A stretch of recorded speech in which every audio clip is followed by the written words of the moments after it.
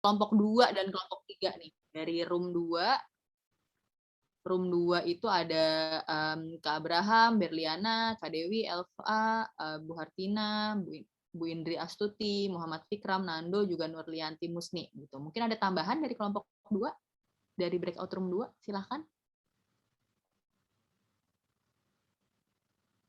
Atau dari breakout room 3 ada tambahan. Oh, oke, silahkan Fikram, Kak Fikram.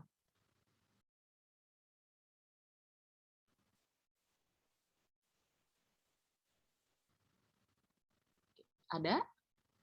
Kak Fikram sepertinya open mic. Silahkan, Kak.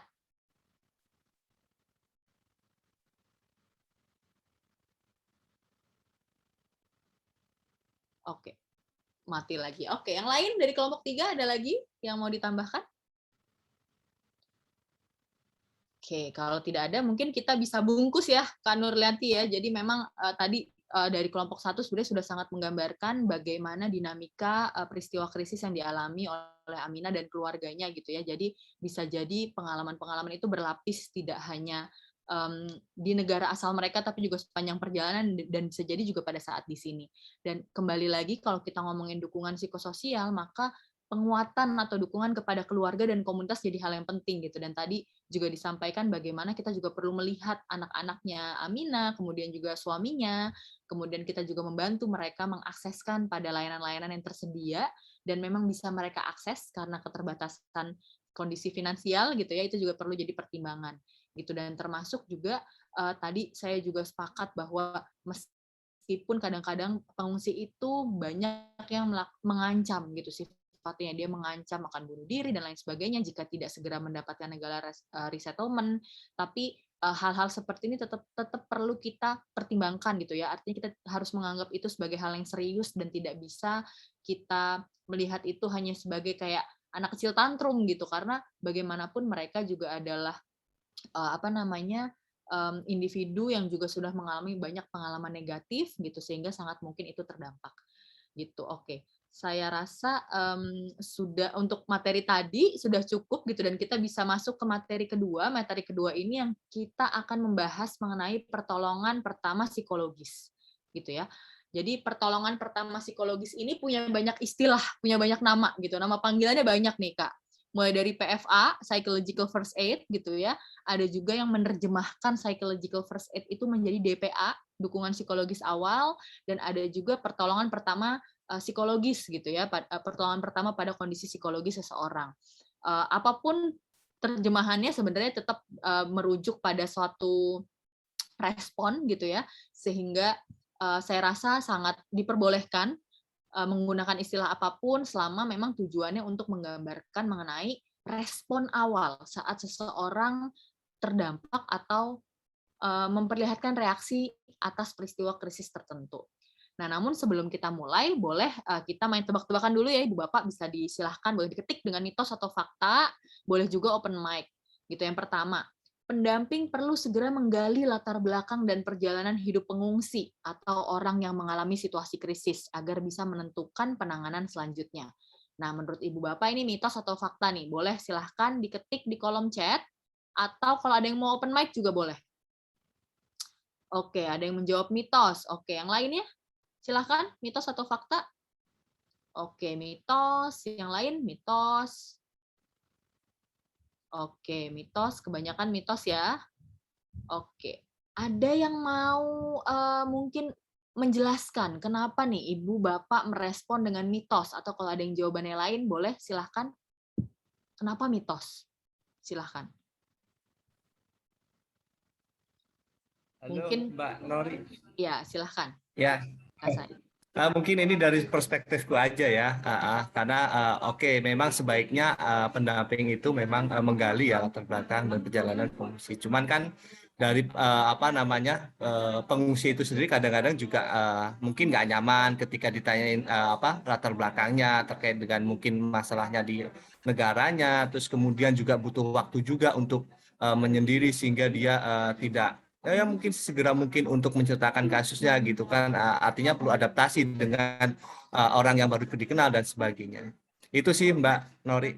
Oke, jadi artinya menggali informasi penting, tapi itu bukan hal pertama gitu ya yang harus dilakukan gitu. Justru bagaimana kita merespon itu lebih penting gitu ya, Kak ya. Oke. Iya, betul. Oke, baik. Kita masuk yang kedua, Ibu Bapak. Pertanyaan yang kedua nih. Pengungsi atau orang yang mengalami situasi krisis itu pasti memerlukan layanan psikologis oleh psikiater dan psikolog. Kira-kira mitos atau fakta nih?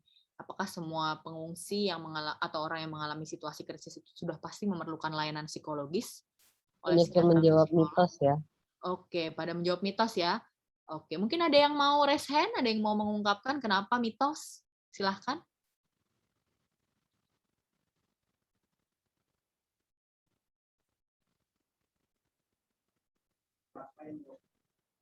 Baik, terima kasih. Oke. Bisa saya masuk? Masuk suaranya sebelum. Nah, jadi untuk melakukan kegiatan pertolongan kepada klien dari segi perspektif kerja sosial, di mana kita melakukan yang namanya trust build dulu. Pertama kita melakukan engagement. Di dalam engagement itu ada namanya kontak dan kontrak. Setelah itu baru masuk ke assessment. Assessment atau dalam arti tadi mengidentifikasi masalah. Nah, kenapa pentingnya trust building ini? Karena untuk biar mereka trust kepada kita bahwa kita bisa membantu mereka, menolong mereka. Kalau mereka tidak percaya kepada kita sebagai tenaga ahli yang bisa membantu mereka, ya otomatis segala bentuk bantuan yang kita berikan kepada mereka itu tidak akan sampai kepada titik puas terhadap masalah, meskipun nantinya masalahnya sudah terselesaikan, tapi ada rasa ketidakpuasan. Kenapa? Masih belum ada rasa percaya kepada kita. Nah, ini yang paling penting. Kemudian di sini harus dijelas dulu bahwa setiap pengungsi atau orang yang mengalami situasi krisis memerlukan layanan psikologis oleh psikiatri atau psikolog. Nah, kalau untuk layanan psikologis benar, tetapi untuk masalah sosial pekerja sosial turut ambil andil dalam melakukan kegiatan pertolongan kepada klien atau pengungsi tersebut. Demikian mungkin itu tambahan dari saya. Bila ada yang mau ditambahkan, silakan. Oke, baik, terima kasih banyak Pak Raden. Jadi intinya adalah kalau dia punya masalah psikologis mungkin perlu psikiater atau psikolog gitu. Tapi artinya ada kebutuhan-kebutuhan lain yang bisa diakomodir ya, dan yang lebih utama adalah menumbuhkan rasa aman gitu ya. Trust dan rasa aman gitu ya Pak ya, kurang lebih ya. Oke. Dan ya betul gitu ya bahwa kita perlu kembali lagi ke tadi kita ngomongin soal DKJPS. DKJPS itu kan ada layer-layernya ya Ibu Bapak ya. Dan kita perlu melihat bahwa pemenuhan kebutuhan dasar itu bisa jadi adalah suatu bentuk dukungan psikososial buat pengungsi gitu. Dan dengan adanya pemenuhan kebutuhan-kebutuhan seperti itu bisa jadi dia tidak perlu sampai ke tahap piramida yang paling atas gitu. Bahkan Ibu Bapak sebagai pendamping, sebagai peksos gitu ya, itu bisa memberikan dukungan psikologis awal gitu ya, tanpa harus dulu pengungsi ini langsung misalnya ke psikiater atau psikolog. Kita perlu lihat dulu gitu ya, apakah memang dia memerlukan atau tidak gitu. Dan ini ada dari Kak Rina Utami gitu, disebutkan bahwa karena setiap orang berbeda-beda mekanisme respon terhadap situasi krisis, sehingga ya belum tentu semua orang memerlukan layanan psikiatri dan psikolog. Selanjutnya, pertolongan pertama psikologis dapat diberikan oleh siapa saja yang terlatih. Nah, kira-kira mitos atau fakta nih, Ibu Bapak? Silahkan dituliskan di kolom chat.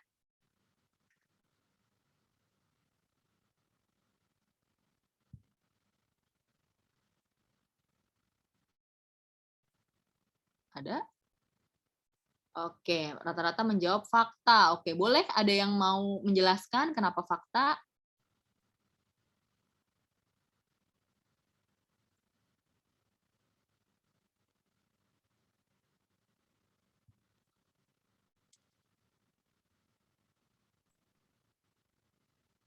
Oke, ada? Halo? Ya, silahkan. Halo? Ya, bisa didengar? Ya, terdengar. Ya, begini Mbak, para pengungsi yang datang ke negara kita tentunya dalam kondisi dari awal dari negaranya itu stres berat, kemudian dengan kondisi latar belakang berbeda-beda, memang dibutuhkan. Jadi tidak harus psikolognya, tetapi kita-kita yang sudah sebagai pendamping terapi itu harus benar-benar mendampingi dan mereka merasa nyaman bahwa di tempat yang baru ini mereka seluruhnya, baik bapak, ibu, anak itu merasa nyaman, sehingga kita perlu pendampingan yang empati terhadap mereka. Saya itu, Pak. Oke, baik, terima kasih. Artinya siapapun bisa memberikan gitu ya, karena memang ya balik lagi, tidak semua orang perlu psikolog dan ini adalah respon awal yang memang bisa diberikan oleh siapapun. Ya, begitu mereka datang, kita harus benar-benar mengantarkan mereka merasa mereka nyaman di tempat yang baru. Oke. Jadi tidak tadi seperti Aminah, tidak ibunya ya Aminah saya, tapi suaminya yang merasa kasar dan sebagainya, mungkin itu diperlukan pembinaan, pendampingan dan sebagainya. Contoh yang tadi, maaf tadi ini agak sulit tadi kita perbaikan. Terima kasih itu saya. Iya, baik. Terima kasih banyak, Ibu. Ya, kita lanjut ke yang kedua. Mendengar saja tidak cukup. Pendamping perlu memberikan saran bagi pengungsi atau orang yang mengalami situasi krisis agar bisa lepas dari masalahnya. Ini kira-kira mitos atau fakta nih, Ibu Bapak. Silahkan. Oke, ada yang sudah mulai menjawab. Oke, fakta. Oke, banyak yang menjawab fakta nih. Nah, saya ingin dengar nih, apa yang membuat Ibu Bapak menjawab fakta? Boleh mungkin ada yang mau open mic?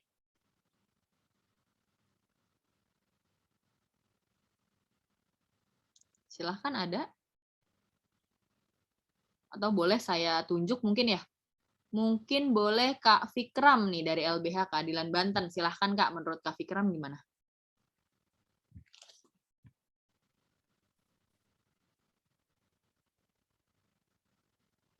Silahkan Kak Fikram, apakah memungkinkan untuk open mic?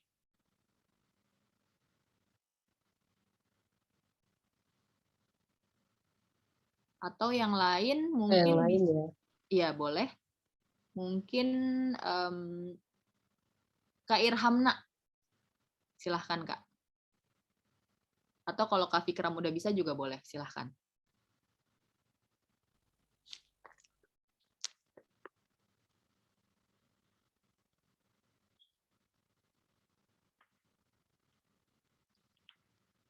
Kak Fikramnya nggak bisa. Yang lain boleh Bapak Oke, Ibu. yang lain boleh, silakan Ibu Bapak. Ada Kak Rina yang sedang raise hand. Oke, boleh silahkan Karina. Iya, kalau saran itu menurut aku tidak harus diberikan ya. Artinya tidak semua hal harus diselesaikan masalahnya oleh pendamping gitu. Jadi tidak harus memberikan saran, tetapi bisa saja pendamping itu memberikan solusi dengan cara menghubungi pihak-pihak yang relevan untuk mendukung pengungsi. Oke, baik. Jadi artinya kayaknya saran ini juga apalagi untuk tujuannya adalah lepas dari masalah, kayaknya tidak selalu perlu dilakukan gitu ya, karena ada hal-hal lain juga yang bisa kita fokuskan, misalnya pemenuhan kebutuhan dasar gitu, atau juga bahkan respon-respon yang empatik gitu, dan itu kadang juga cukup membantu seseorang untuk merasa lebih baik atau lebih bisa menerima kondisi yang dihadapi saat ini. Gitu. Oke, baik. Terima kasih teman-teman semua atas responnya. Kak, maaf ini kita sampai jam berapa ya, Kak? Kita kalau jadwalnya jam 15.30. Oke, 15.30. Itu berarti 3:30 ya? Ya. Oke, baik. Oke, kita akan lanjutkan. Jadi sebagai manajer kasus atau pendamping yang tidak memiliki latar belakang keilmuan psikologi, kira-kira dukungan apa sih yang diperlukan gitu ya oleh orang-orang yang mengalami situasi krisis?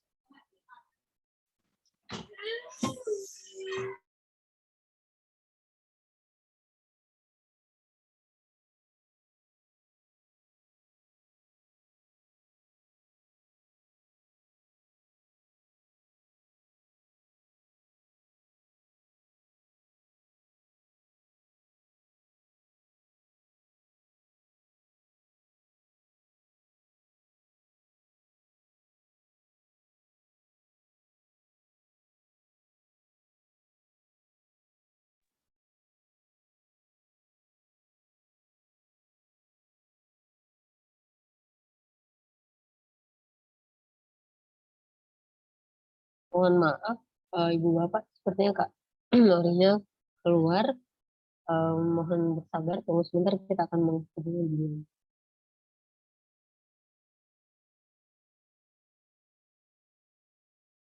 Oh, listriknya padam ya di tempat Kak Nori, jadi beliau terlempar.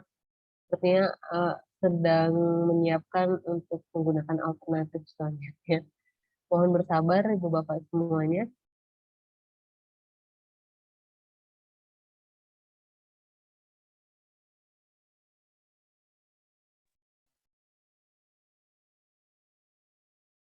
Materi Nori sudah ada di panitia.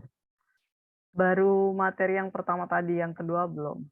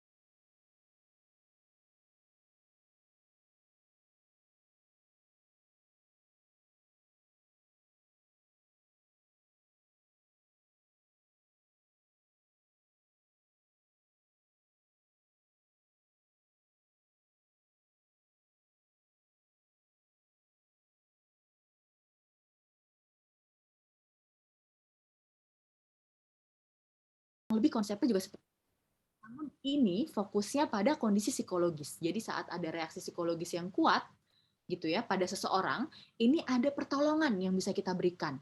Gitu, dan ini seperti tadi disampaikan, sesuatu yang bisa dilatih kepada ibu bapak semua, kepada siapapun, bahkan bisa jadi kita sudah sering melakukan ini. Gitu. Kalau ibu bapak teringat gitu ya, kita tuh sering mendengarkan curhatan teman-teman kita gitu ya, kemudian kita merespon dari curhatan-curhatan itu, nah itu sebenarnya pertolongan pertama psikologis. Apalagi saat curhat itu ada reaksi emosi yang kuat di dalamnya. Nah, P3, saya agak khawatir ini nanti jadi kayak partai gitu ya, tapi kita sebut saja PFA gitu ya, atau PPP ini merupakan tanggapan pertama. Segera setelah terjadi atau terungkap suatu peristiwa. Idealnya segera setelah terjadi kejadian tertentu. Namun, tidak semua orang bisa langsung mengakses orang-orang yang bisa memberikan P3 gitu ya, sehingga bisa jadi dia akan menahan terlebih dahulu dan ketika ketemu pendamping baru tuh diungkapkan apa yang dia alami atau dia rasakan gitu ya. Tujuannya kenapa sih kemudian diberikan si P3 ini? Ini untuk mengurangi dampak negatif stres. Kemudian mencegah timbulnya gangguan kesehatan mental yang lebih buruk gitu ya.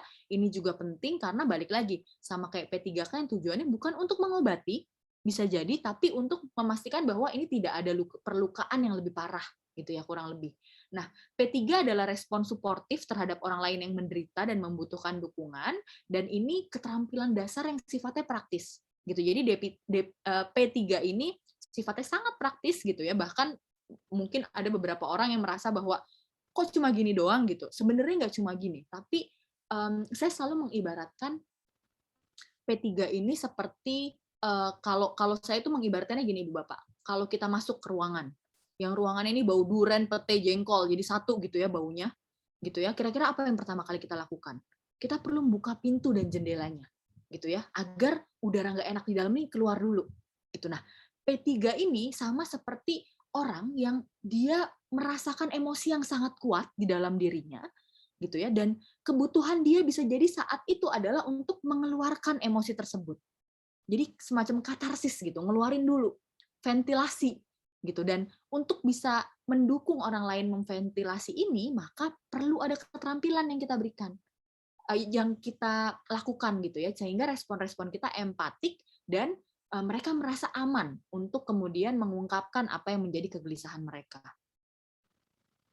Nah, P3 ini meliputi beberapa upaya gitu ya, upaya mengenali kebutuhan pengungsi, kemudian memfasilitasi kebutuhan dasar, mengurangi ketidaknyamanan, kemudian melindungi pengungsi yang mengalami kesulitan, kemudian kita mendorong dan mengembangkan strategi coping gitu ya, atau penyelesaian masalah yang positif, kemudian kita berusaha mengenali faktor protektif dan faktor resiko, kita juga memberikan kesempatan pengungsi untuk didengarkan, menyediakan informasi yang dibutuhkan, menghubungkan pengungsi dengan informasi layanan dan dukungan yang dibutuhkan, serta membantu pengungsi mendapatkan lagi kepercayaan diri mereka dan kendali atas hidup mereka.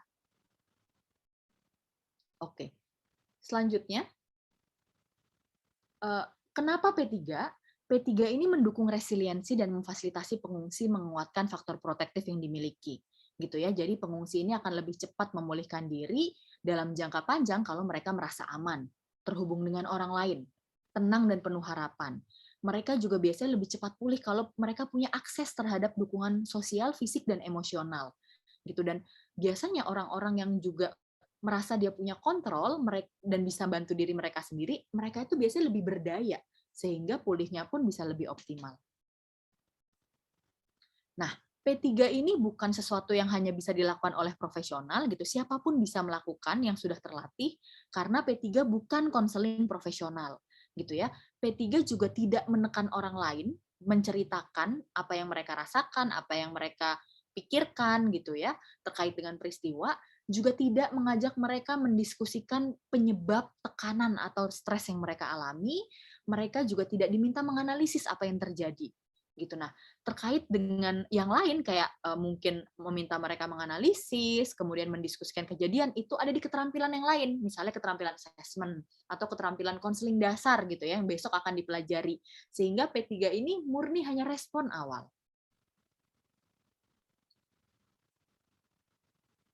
Oke, selanjutnya kepada siapa P3 bisa diberikan? Yang pertama, P3 bisa diberikan pada orang yang mengalami kesulitan atau terpapar pada situasi krisis, dalam hal ini pengungsi ya. Gitu. Namun kita harus pahami bahwa tidak semua orang mau dikasih P3 gitu ya. Sehingga jangan memaksakan, tapi kita buat mereka bisa mengakses diri kita saat mereka memerlukan. Gitu. Dan kadang P3 juga tidak cukup gitu. Kita harus paham batasan dan kita bisa mendorong mereka, dan kita juga perlu bekerja sama dengan tenaga yang lain seperti medis, teman kita, otoritas setempat, atau tokoh agama dan tokoh masyarakat. Nah, tokoh agama dan tokoh masyarakat terkadang perlu gitu ya, terutama orang-orang yang dituakan di area pengungsian. Kenapa? Karena banyak sekali sumber resiliensi dari pengungsi itu yang asalnya dari budaya, komunitas, dan mungkin bahkan agama gitu, sehingga sangat penting kita juga melibatkan mereka. Kemudian ada orang-orang yang tentunya memerlukan dukungan lanjutan, misalnya ke psikolog atau ke psikiater.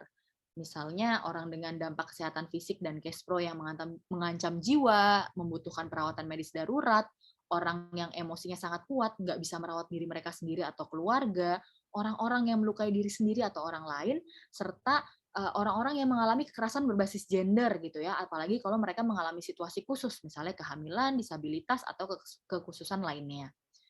Nah, kapan ini diberikan? Biasanya kapan dan di mana? Yang pasti P3 itu ditujukan untuk orang yang mengalami situasi krisis, yang baru terdampak atau dia baru menyampaikan informasinya.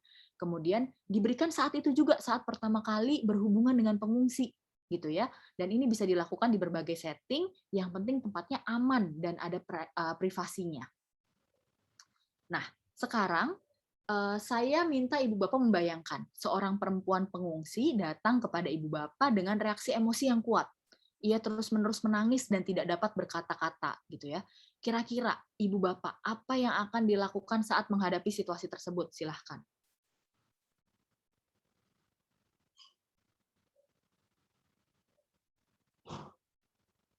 Silahkan Ibu Bapak.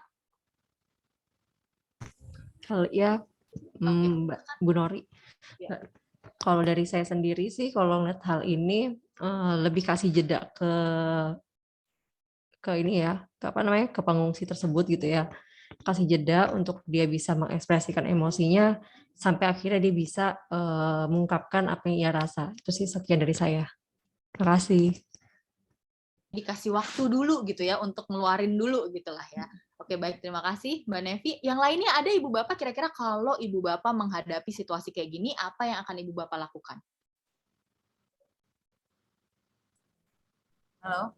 Iya, silahkan. Kita mencoba menenangkan, memberikan tempat, relax dulu. Ya tadi apa yang disampaikan Mbak El tadi juga begitu. Kemudian kalau kita ada minuman, kita berikan minuman dulu, memberikan jeda. Terus kita coba menggali apa yang menjadi unek-uneknya. Kita mendengar saja sementara, lalu nanti solusinya kita lihat bagaimana ABCD. Mana yang memang utama, mana yang memang harus kita sampaikan lagi ke instansi yang terkait. Misalnya kalau yayasan. Itu saja, Mbak. Oke, baik. Terima kasih. Jadi menumbuhkan rasa tenang gitu ya. Itu jadi hal yang juga penting dilakukan ya, Bu ya. Yang lainnya ada, Ibu Bapak kira-kira kalau ada situasi seperti ini apa yang akan Ibu Bapak lakukan?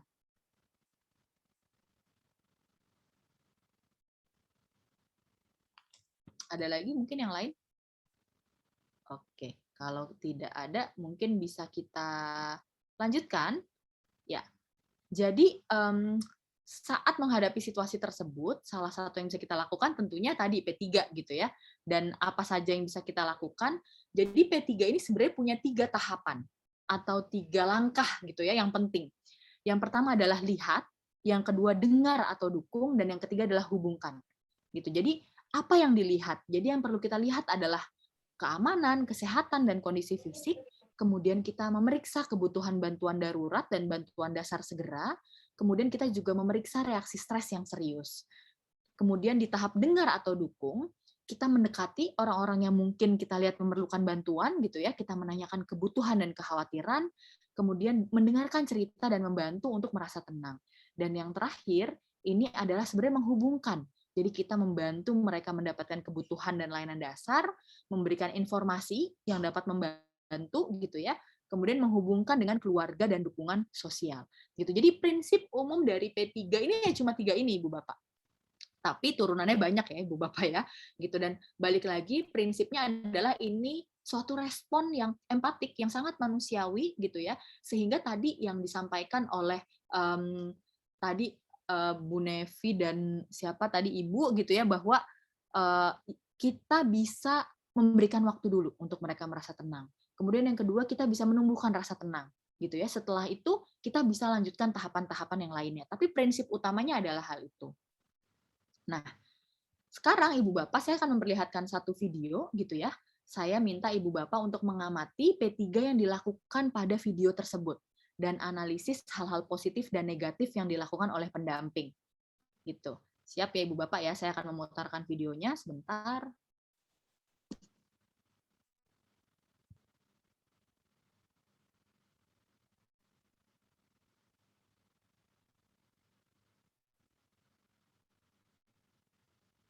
Oke, mungkin ada beberapa dari Ibu Bapak yang sudah pernah melihat video ini. Saya rasa tetap relevan gitu ya untuk kita lihat bersama-sama.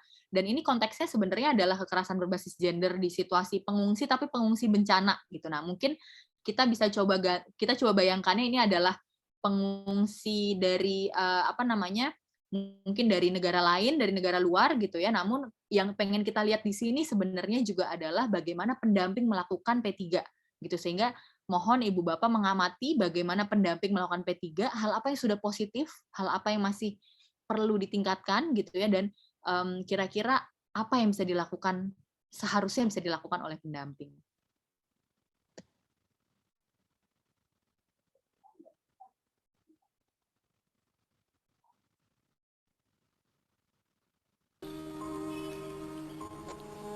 Suaranya terdengar ya Ibu Bapak ya? Iya, ada Kak. Selamat sore. Sore. Ibu Suryani? Iya. Siapa ya? Saya Mita, Bu, dari Lembaga Pendamping Perempuan. Pendamping perempuan? Ya. Ibu mau cari siapa? Boleh saya duduk di sini ya, Bu?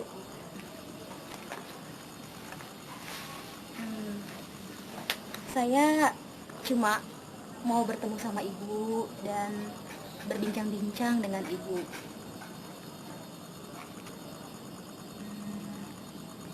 Saya dengar Ibu mengalami perkosaan. Bisa ceritakan pada saya, Bu? kejadiannya? Ibu dengar dari siapa? Kemarin saya ketemu dengan Bapak Kepala Camp. Bisa cerita Bu apa yang terjadi?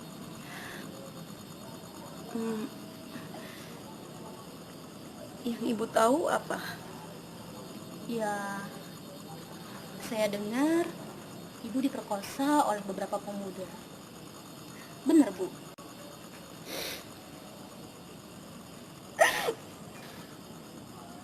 Saya diperkosa.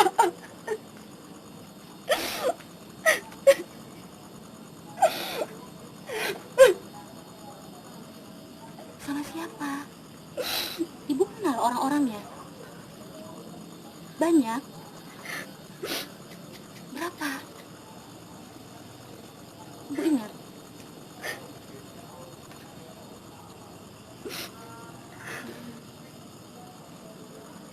Banyak.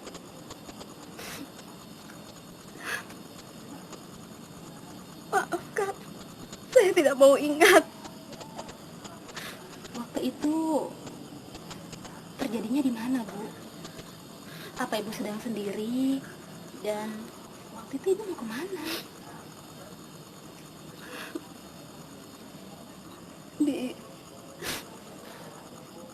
Di pos jaga jalan ini. Saya sendirian. Saya cuma mau ke puskesmas, mau membeli obat buat Bapak. Bapak sakit, badannya panas, sampai nggak bisa jalan. Ibu sendirian? Lain kali, jangan pergi sendirian ya Bu. Kalau bisa, cari teman untuk menemani. Lagi pula Ibu Yani kan perempuan. Dalam situasi sulit seperti sekarang ini, sangat tidak aman. Kita sebagai perempuan harus bisa jaga diri. Saya memang salah, Kak. Kenapa saya nekat jalan sendiri?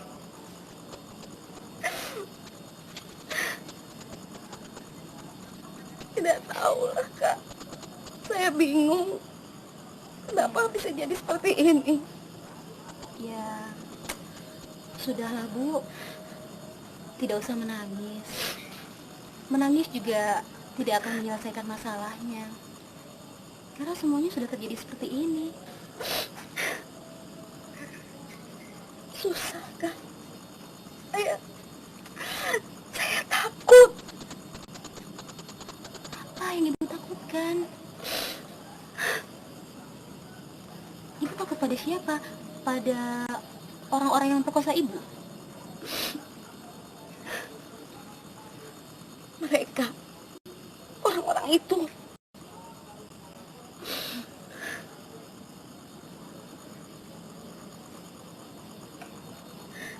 Tapi kenapa Ibu harus takut?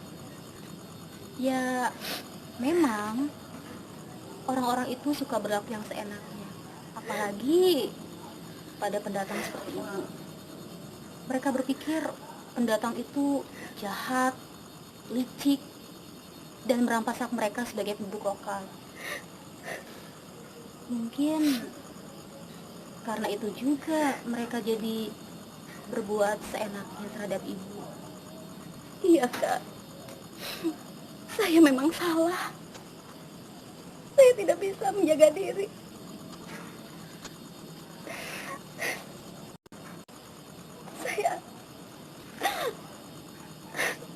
Saya merasa jijik, Kak. Jijik bagaimana?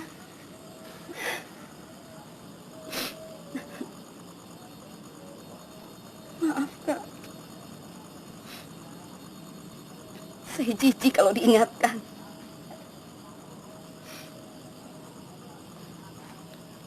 Orang-orang di sini pasti akan berpikir saya kotor.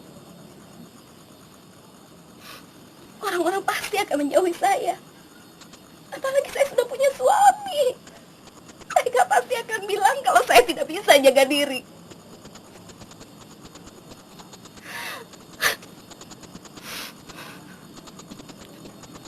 penjahat-penjahat itu. Orang-orang itu, mereka sudah menghancurkan rumah kami. Tenang ya, Bu. Itu memang sudah risiko, Bu. Perempuan memang selalu dicap kotor kalau sudah diperkosa. Tapi Ibu tidak perlu khawatir. Ibu kan sudah bersuami, sudah bukan gadis lagi. Kalau yang masih gadis itu lebih susah, Bu. Mereka biasanya lebih tertekan karena kehilangan keperawanan. Jadi sebenarnya Ibu tidak usah terlalu bersedih. Ya, abaikan saja omongan orang-orang itu. Nanti juga mereka diam sendiri. Tapi itu susah, Kak. Saya tidak tahu harus bagaimana. Ya, sabar ya, Bu. Namanya juga manusia. Lagi pula, mungkin memang sudah jadi jalan hidup Ibu harus seperti ini.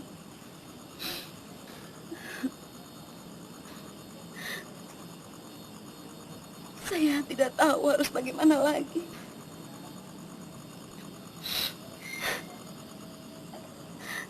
Saya memang salah jalan sendirian. Saya tidak bisa jaga diri.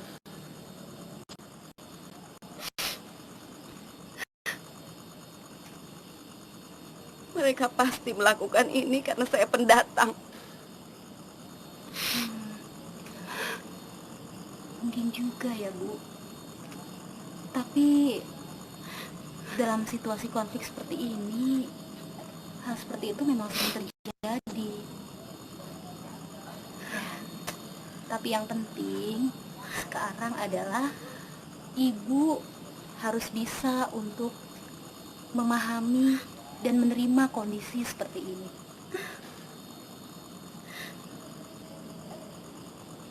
Saya harus bagaimana, Kak? Ya, Ibu harus belajar untuk melupakan. Coba lihat ke masa depan. Anggap saja kejadian itu tidak pernah terjadi. Atau mungkin Ibu bisa membuang pakaian-pakaian atau apapun yang mengingatkan Ibu tentang kejadian itu.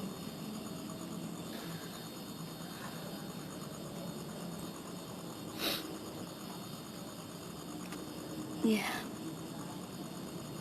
saya akan mencoba melupakan peristiwa itu. Saya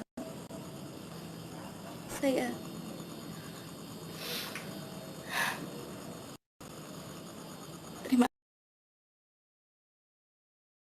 Oke, baik. Tadi ya, Ibu Bapak sudah menyaksikan video yang menggemaskan tadi gitu ya. Mungkin ada yang mau sharing dari pengamatannya gitu ya, dari video tadi, kira-kira hal apa sih yang positif dan hal apa yang negatif yang dilakukan oleh pendamping.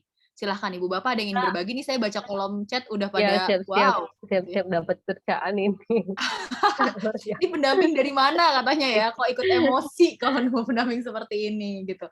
Oke, ada yang mau berbagi hasil pengamatannya, hal apa yang positif dan hal apa yang negatif yang dilakukan oleh pendamping? Silahkan.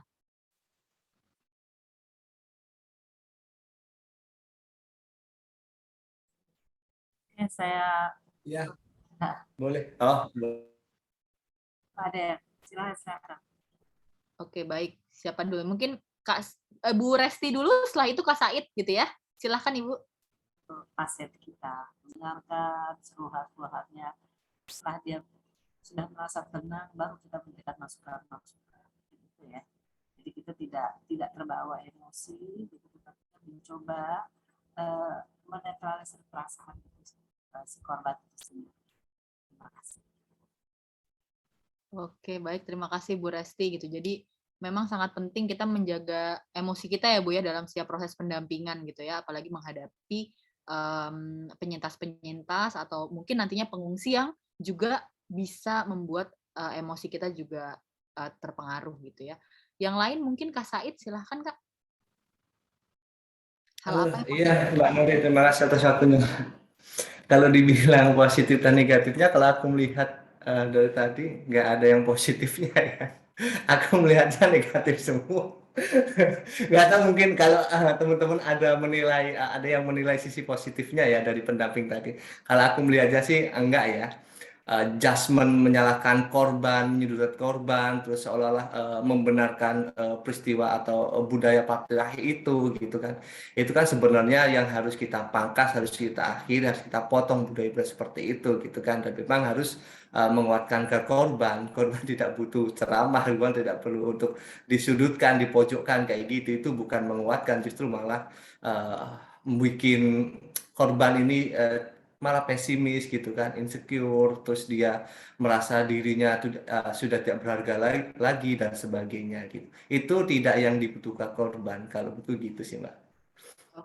Oke, terima kasih banyak Kak Said. Jadi tadi bagaimana dia menyudutkan gitu ya, kemudian banyak statement-statement dia yang justru makin menurunkan kondisi psikologisnya korban, yang tentunya ini jadi pembelajaran. Mungkin hal positifnya ini Kak Said. Jadi proses pembelajaran kita agar tidak mengikuti gitu ya apa yang dia lakukan, itu sisi positifnya tuh kayaknya.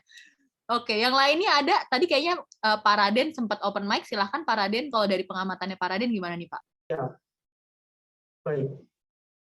Dari video tadi ya ada istilahnya ya, hidup ini tidak sesuai dengan film, tidak sesuai dengan video tersebut.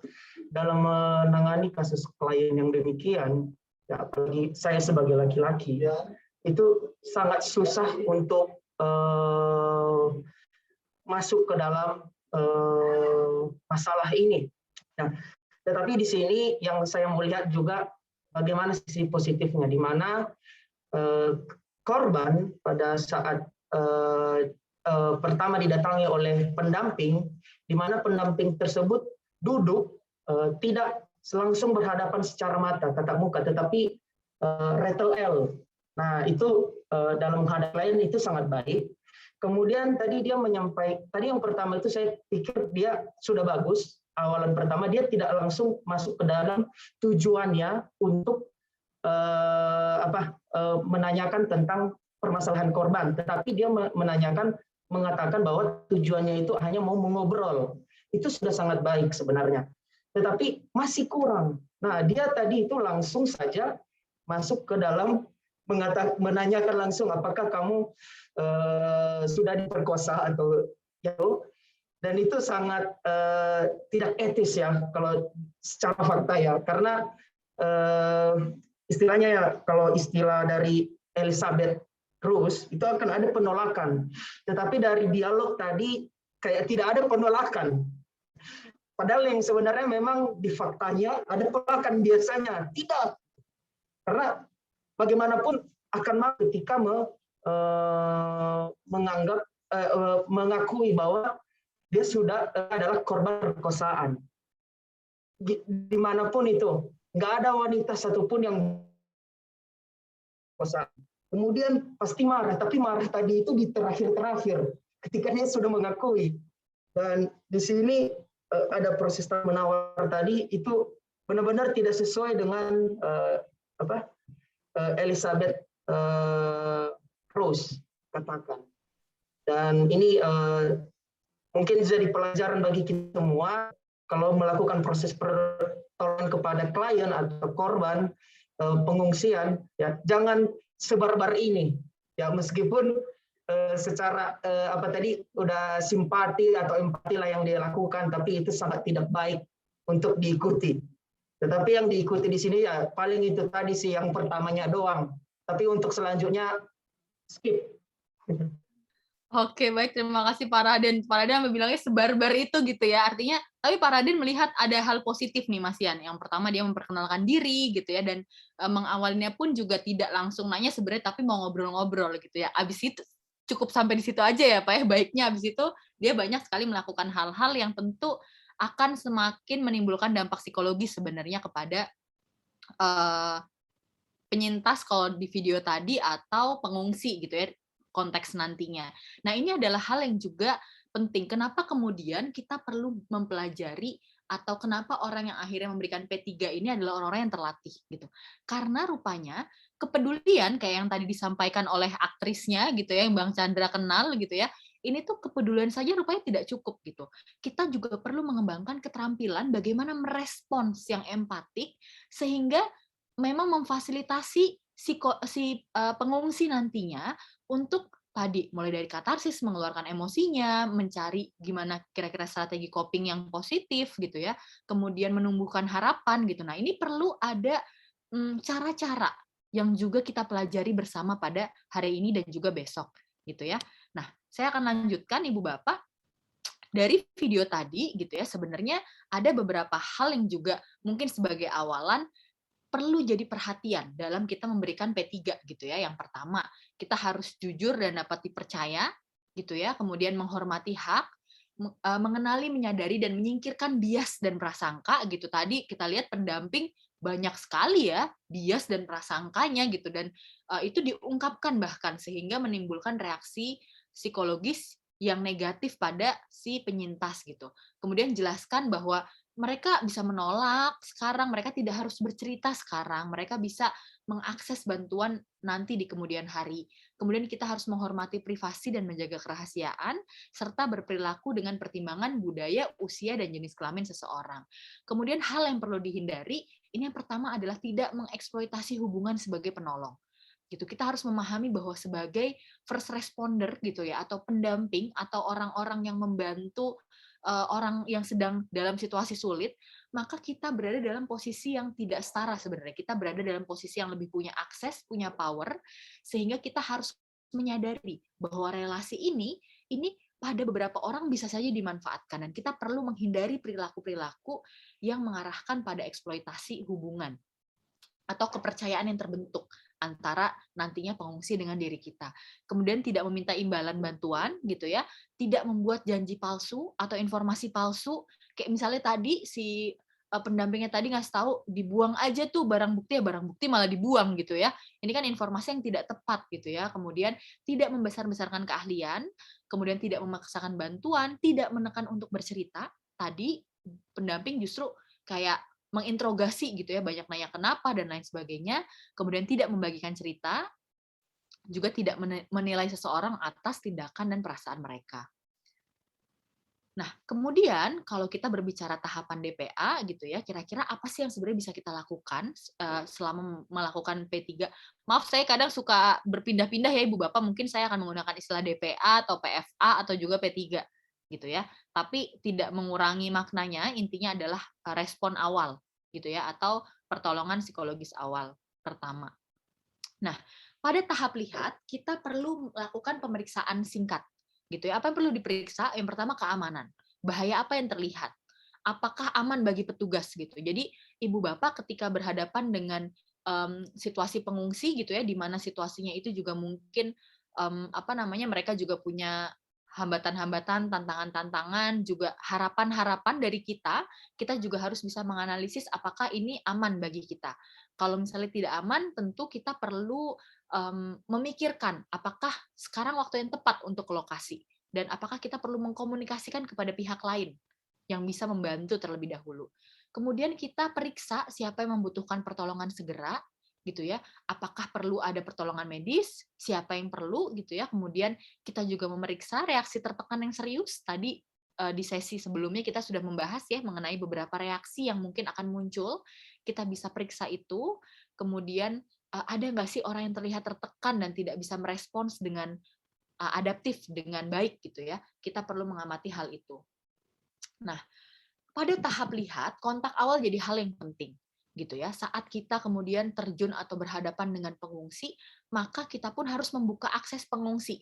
Saat pengungsi mendekat gitu ya, kita pun juga perlu mempersiapkan diri gitu. Jangan kemudian kita mendapatkan tugas atau memang itu adalah bagian dari pekerjaan kita, namun karena situasi tertentu kita menghindar gitu. Artinya gimana? Artinya kalau memang kita tidak siap berhadapan dengan pengungsi gitu ya, kita perlu memahami bahwa saya belum siap nih kayaknya menghadapi, saya perlu didampingi dulu misalnya, atau saya perlu mempelajari lebih lanjut mengenai kasusnya gitu. Jangan sampai saat si pengungsi ini sudah penuh harapan dan berusaha mengakses, kita malah menghindar. Kemudian tanyakan kebutuhan penting dan mendesak bagi pengungsi, berikan bantuan praktis gitu ya. Bantuan praktis di sini bisa jadi air minum, tisu, tempat duduk, kemudian lakukan kontak awal dengan memperkenalkan diri. Tadi yang dilakukan pendamping sebenarnya sudah cukup positif gitu ya. Dia memperkenalkan diri, dia memberitahu namanya, kemudian dia memberitahu dari lembaga apa gitu. Dan saya sendiri termasuk orang yang melakukannya ya, Ibu Bapak. Jadi misalnya ada orang yang datang kepada saya meminta bantuan secara psikologi, saya pasti akan menjelaskan gitu bahwa saya adalah Nori, saya psikolog di P2T P2A. Kalau pada remaja atau anak, saya bahkan nanya, kamu tahu nggak apa itu psikolog gitu. Terus kalau dia bilang nggak tahu, saya menjelaskan gitu bahwa psikolog itu adalah tukang ikut campur urusan orang gitu. Enggak ya Ibu Bapak ya. Psikolog adalah orang-orang yang membantu orang lain dalam situasi sulit dengan mengajak mereka bercerita. Gitu. Jadi saya sampaikan bahwa pekerjaan saya itu adalah ngobrol dan bercerita dengan orang-orang yang sedang mengalami situasi sulit gitu ya. Itu jelaskan mengenai asal kita dan pekerjaan kita. Kenapa? Penting agar mereka tahu ekspektasi terhadap kita. Kalau misalnya kita memperkenalkan diri, kita tidak memperkenalkan diri gitu ya. Ayo misalnya saya Nori gitu ya. Saya hanya bilang bahwa saya dari P2 gitu. Mungkin dianggapnya saya paham hukum atau saya bisa memberikan informasi soal resettlement. Jadi kapan nih Kak saya bisa pindah ke Australia gitu ya. Nah, ini yang membuat kemudian memperkenalkan diri jadi hal yang penting. Memperkenalkan soal kapasitas kita sehingga mereka punya ekspektasi yang sesuai dengan kapasitas yang kita miliki. Kemudian tanyakan apakah pengungsi merasa aman untuk menceritakan pengalamannya di lokasi gitu ya. Kalau dia didampingi, kita juga perlu memahami bahwa belum tentu dia nyaman berbicara di depan orang yang mendampinginya. Jadi kita juga perlu peka, perlu jeli melihat ini siapanya, apakah dia orang yang bisa dipercaya, atau jangan-jangan yang mendampingi si pengungsi ini adalah orang-orang yang menimbulkan dampak negatif juga pada pengungsi. Kemudian kita bisa meminta pengungsi untuk memilih orang yang dirasa nyaman untuk menerjemahkan atau membantu jika diperlukan. Ini juga hal yang penting gitu ya. Saya ingat sekali saya menghadapi pengungsi, kemudian kebetulan waktu itu belum datang gitu ya, belum datang translatornya, penerjemah belum datang, sementara saya sudah berhadapan dengan dia. Tentu saya akhirnya juga perlu memikirkan, nggak mungkin diem-dieman gitu ya. Akhirnya saya pakai Google Translate waktu itu gitu. Jadi pakai Google Translate, komunikasinya pakai Google Translate. Tapi kita juga harus pahami bahwa cara komunikasi seperti itu belum tentu menyenangkan bagi kita maupun bagi penerjemah gitu. Sehingga kita tetap perlu mempersiapkan diri dengan mencari kira-kira siapa yang bisa menerjemahkan. Nah, ini jadi hal yang juga penting Ibu Bapak terkait penerjemah. Saya pernah menemukan kasus juga di mana karena dia ini dari salah satu negara, dia dekat dengan komunitas orang-orang negara tersebut, dia menolak menggunakan translator karena dia bilang bahwa translator ini kenal teman-temannya dari negara itu. Sehingga dia takut kalau pakai translator nanti malahan orang-orang di komunitasnya atau teman-temannya dari negara yang sama itu jadi tahu kasusnya dia. Gitu. Jadi ini juga perlu jadi perhatian nih. Apakah kemudian dia bersedia menggunakan translator gitu ya? Kalau tidak bersedia, kita perlu memikirkan cara-cara lainnya. Dan cara lainnya ya mungkin Google Translate salah satunya, atau kita bisa meyakinkan dia juga memberikan informasi ke penerjemah mengenai pentingnya kerahasiaan, gitu ya. Kemudian yang perlu kita lakukan juga selanjutnya, ini juga adalah kalau kita melihat reaksi yang kuat gitu ya, maka pendamping ini bisa menyediakan P3. Caranya gimana? Berikan waktu bagi pengungsi untuk menguasai emosinya. Gitu. Kalau ini artinya dia perlu nangis dulu, mengeluarkan dulu, ya kita perlu memberikan dia ruang untuk melakukan hal tersebut. Tadi kayaknya Mbak Nevi sempat bilang gitu ya, bahwa ya udah dibiarin dulu aja, biarkan dia nangis dulu gitu. Mungkin dia lagi perlu katarsis ya. Ya, jadi memang bisa jadi pada saat pengungsi ini sedang berada dalam reaksi emosi yang kuat, yang dia butuhkan memang tempat yang aman gitu ya, dan kita bisa memberikan dukungan. Caranya dengan apa? Dengan menyediakan kebutuhan yang mungkin dasar, tadi disebutkan tisu, air minum misalnya, itu bisa diberikan, dan itu bisa juga mendukung rasa stabilisasi pada si pengungsi. Kemudian kita jangan meninggalkan pengungsi sendirian gitu ya. Kemudian kita berusaha menjaga pengungsi tetap aman sampai reaksi tersebut berlalu, karena dalam situasi reaksi emosi yang sangat kuat saat kita meninggalkan pengungsi, maka bisa jadi dia akan menghadapi situasi-situasi yang tidak bisa kita prediksi gitu ya, sehingga kita perlu memastikan bahwa dia tetap aman gitu ya, kita kemudian memfasilitasi agar reaksinya berlalu, baru kemudian kita bisa mengakhiri sesi gitu misalnya. Kemudian kita membantu mencari bantuan dari tenaga medis atau tenaga lainnya yang tersedia di lingkungan, kalau memang itu diperlukan oleh si pengungsinya. Nah, kira-kira pada tahap lihat, apa sih yang bisa kita katakan kepada pengungsi gitu ya? Kita bisa menawarkan minum gitu ya. Apakah Ibu ingin minum? Ibu silahkan duduk terlebih dahulu gitu. Kita bisa tanyakan apakah kamu nyaman ngobrol di tempat ini gitu ya. Kemudian tampaknya kamu sedang kesakitan, apakah memerlukan akses kesehatan? Itu bisa kita tanyakan. Kemudian apakah ada orang yang bisa dipercaya yang bisa mendampingi? Gitu. Dan ini juga yang penting Ibu Bapak, bahwa kalau kita menggunakan penerjemah, maka kita pun gini, seringkali saat ada penerjemah dan penerjemah ini sedang menerjemahkan apa yang disampaikan oleh korban, kita jadi fokus ke penerjemah. Kemudian pertanyaan-pertanyaan yang kita berikan itu kita memberikannya ke penerjemah gitu ya. Nah, ini kita harus hati-hati gitu, karena bagaimanapun orang yang sedang kita berikan P3 ini adalah si pengungsinya gitu, sehingga pastikan bahwa saat kita bertanya kita tetap menghadap kepada pengungsi gitu ya. Saat kemudian penerjemah juga menerjemahkan, kita pun juga tetap perlu memperhatikan fokus gitu ya pada si pengungsinya, bukan pada penerjemahnya. Ini hal yang penting. Kenapa? Karena kita lagi melihat reaksi-reaksi yang muncul pada pengungsi gitu ya. Kemudian pada tahap dengar atau dukung, ini ada beberapa hal yang bisa kita lakukan. Yang pertama, tadi mendekati orang yang mungkin memerlukan bantuan, menanyakan kebutuhan dan kekhawatiran mereka, serta mendengarkan dan membantu mereka agar merasa tenang, gitu ya. Ini yang bisa kita lakukan. Nah, mendengar atau mendukung ini artinya kita menciptakan lingkungan yang aman dan menunjukkan empati, gitu ya, sehingga mereka nyaman membicarakan pengalaman mereka. Kemudian kita tidak menghakimi, gitu ya. Ini salah satu isu yang banyak beredar kalau kita berinteraksi dengan pengungsi. Pengungsi itu kadang-kadang gitu ya, ada banyak orang yang berasumsi bahwa oh mereka bohong nih, mereka mendramatisir cerita mereka gitu ya. Nah, ini balik lagi, kita tidak sedang menilai cerita mereka benar atau tidak. Yang kita sedang lakukan adalah memberikan respon yang empatik, yang manusiawi, sehingga memfasilitasi rasa tenang gitu ya. Kemudian kita juga jangan membeda-bedakan layanan dan membeda-bedakan perlakuan dengan alasan apapun. Kemudian berikan dukungan secara verbal gitu ya, ini juga penting. Menjaga kerahasiaan, juga jangan membuat keputusan untuk pengungsi, atau yang paling utama juga jangan nge-PHP-in gitu ya, ini juga hal yang penting. Nah, dalam mendengar serta mendukung, maka kita perlu mengembangkan keterampilan mendengar aktif dan komunikasi empatik. Gitu. Saya akan review sedikit pada sesi ini, namun akan lebih banyak dibahas pada sesi besok, Ibu Bapak semua ya. Nah, mendengar aktif ini tujuannya adalah memvalidasi cerita dan memvalidasi emosi gitu ya, bahwa reaksi emosi yang mereka rasakan itu adalah reaksi yang manusiawi.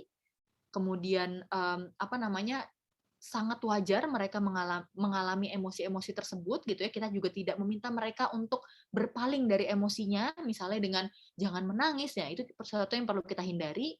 Kemudian mendengar aktif juga bertujuan meningkatkan saling pengertian, mengurangi stres dan ketegangan, mendorong pemecahan masalah.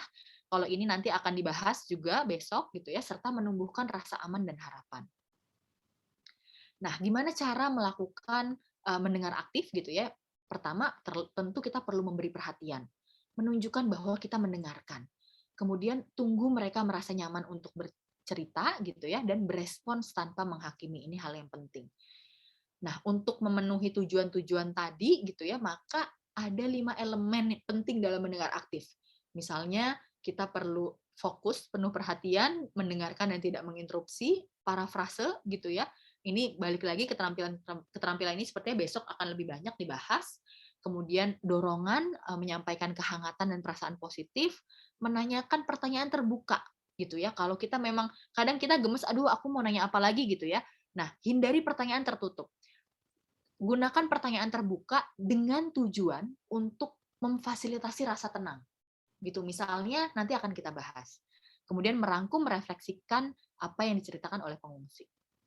Nah, Berkaitan dengan respons, saya ingin bertanya nih kepada Ibu Bapak. Kira-kira respon-respon ini apakah respon yang empatik atau tidak gitu ya. Boleh di kolom chat nanti dituliskan gitu ya. Ini yang pertama, jangan menangis. Menangis tidak akan menyelesaikan masalah. Kira-kira empatik apa enggak nih Ibu Bapak?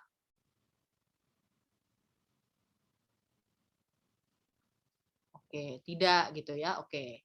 Banyak yang menjawab tidak. Oke, tidak. Nah, yang kedua Ibu Bapak. Nah, ini Ibu sudah melakukan yang terbaik saat menghadapi situasi tersebut. Kira-kira empatik atau tidak nih Ibu Bapak? Oke, empatik gitu. Ini dari Ibu Resti ada tambahan, sebaiknya banyak mendengar dulu baru kita sampaikan dengan rasa empati sebagai pendamping. Iya, betul. Gitu. Dan iya ya Ibu Bapak, ini adalah hal yang empatik gitu ya, artinya kita sedang memvalidasi bahwa apa yang dia lakukan pada saat itu adalah hal yang terbaik gitu. Ini untuk mengurangi rasa bersalah. Penting juga kadang-kadang dilakukan, tentu harus sesuai ya konteksnya. Kemudian selanjutnya, kenapa kamu melarikan diri secara ilegal dari negaramu? Ah, ini kira-kira empatik nggak nih, Ibu Bapak? Oke ya, ini tidak empatik ya Ibu Bapak ya. Ini seolah-olah juga malah menyalahkan gitu ya, dan kita tidak kemudian berempati terhadap situasi yang dia hadapi, bahwa dia mungkin tidak punya pilihan-pilihan selain melakukan hal tersebut. Oke, yang selanjutnya, kamu, nih ini banyak nih, misalnya pengungsi yang udah kita dampingi, kita bantu, ngeluh gitu ya, dia nggak suka lah di sini, dia nggak mau lah di sini, dan lain sebagainya. Kemudian kita merespon, kamu harusnya berterima kasih karena kami mau membantumu. Nah, ini kira-kira empatik atau tidak nih, Ibu Bapak? Oke, ini tidak empatik ya Ibu Bapak ya.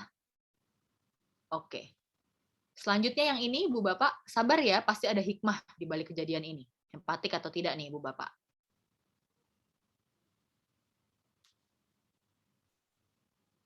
Oke. Banyak yang menjawab tidak empatik gitu ya. Nah, ini kita perlu hati-hati mengenai pasti ada hikmah gitu ya, karena bisa jadi saat ini mereka berada dalam posisi yang masih grieving, merasa kehilangan, merasa kondisi psikologisnya merasa tertekan, merasa mereka terancam gitu ya. Sehingga saat dalam situasi seperti ini kemudian kita memaksa untuk mereka mencari hikmah gitu ya, mencari hal positif di balik kejadian, mereka merasa tidak didengar. Mereka merasa bahwa oh, jadi apa yang saya alami ini apa namanya? Sesuatu yang tidak genuine gitu ya, tidak benar-benar apa berat gitu atau semacamnya gitu. Jadi ketika kita berusaha meminta mereka mencari hikmah, mereka jadi menganggap bahwa apa yang mereka alami ini bukan sesuatu yang penting gitu ya, atau bukan sesuatu yang memang genuine, yang memang mereka rasakan, yang memang manusiawi, sehingga kita perlu menghindari. Bisa jadi ada hikmahnya, tapi kita tidak meminta mereka memikirkan atau mencari hikmah di baliknya pada saat pemberian P3. Gitu. Itu akan jadi proses jangka panjang Ibu Bapak. Saat mereka sudah menerima kondisi mereka sudah bisa lebih stabil emosinya, ini dengan sendirinya juga mereka akan menemukan sendiri. Pendamping tidak perlu merespon dengan seperti ini, gitu ya. Yang terakhir nih, kalau kamu belum mau bercerita nggak apa-apa. Ada baiknya kamu menenangkan diri terlebih dahulu. Kira-kira empatik atau tidak nih Ibu Bapak? Silahkan, mungkin di kolom chat boleh diketikkan. Oke, baik, ini respon yang empatik ya Ibu Bapak. Kita tidak memaksa dan mendorong orang lain untuk bercerita atau mengungkapkan sesuatu yang memang mereka rasa belum nyaman untuk diungkapkan. Oke, baik. Nah, dalam tahap dengar atau dukung, apa sih yang bisa kita katakan pada pendamping, pada pengungsi gitu ya? Kita bisa menanyakan hal apa yang bisa kita bantu. Gitu, kita bisa menyampaikan bahwa apa yang dibicarakan tidak akan saya beritahukan kepada siapapun tanpa izin kamu. Kemudian kita bisa dorong bahwa kamu boleh cerita apa yang emang pengen kamu ceritain aja gitu. Kalau kamu merasa kurang siap atau kurang nyaman, nggak apa-apa, kamu tidak harus bercerita. Kemudian kita bisa menyampaikan bahwa saya akan mencoba membantu semampu saya, tapi saya bukan konselor, saya bukan misalnya bukan UNHCR, saya bukan bukan representasi negara tujuan, sehingga saya hanya bisa memberikan informasi yang saya tahu mengenai bantuan yang tersedia untuk kamu. Gitu ya. Kemudian kita bisa juga menyampaikan bahwa kita turut bersedih atas apa yang dia alami, bukan Jadi kita perlu menghindari kata-kata saya bisa merasakan apa yang kamu rasakan gitu ya, karena seringkali itu jadi dibales balik, emang kamu ngalamin gitu kan. Tapi kalau kita bilang bahwa saya turut bersedih atas apa yang kamu alami, ini lebih empatik gitu ya. Kemudian kita juga perlu menekankan bahwa apa yang terjadi ini bukan kesalahan kamu gitu ya, kamu sudah melakukan yang terbaik, ini bisa kita sampaikan. Nah, hal yang juga kita bisa lakukan pada tahap dengar dan dukung adalah bagaimana menumbuhkan rasa tenang, gitu ya.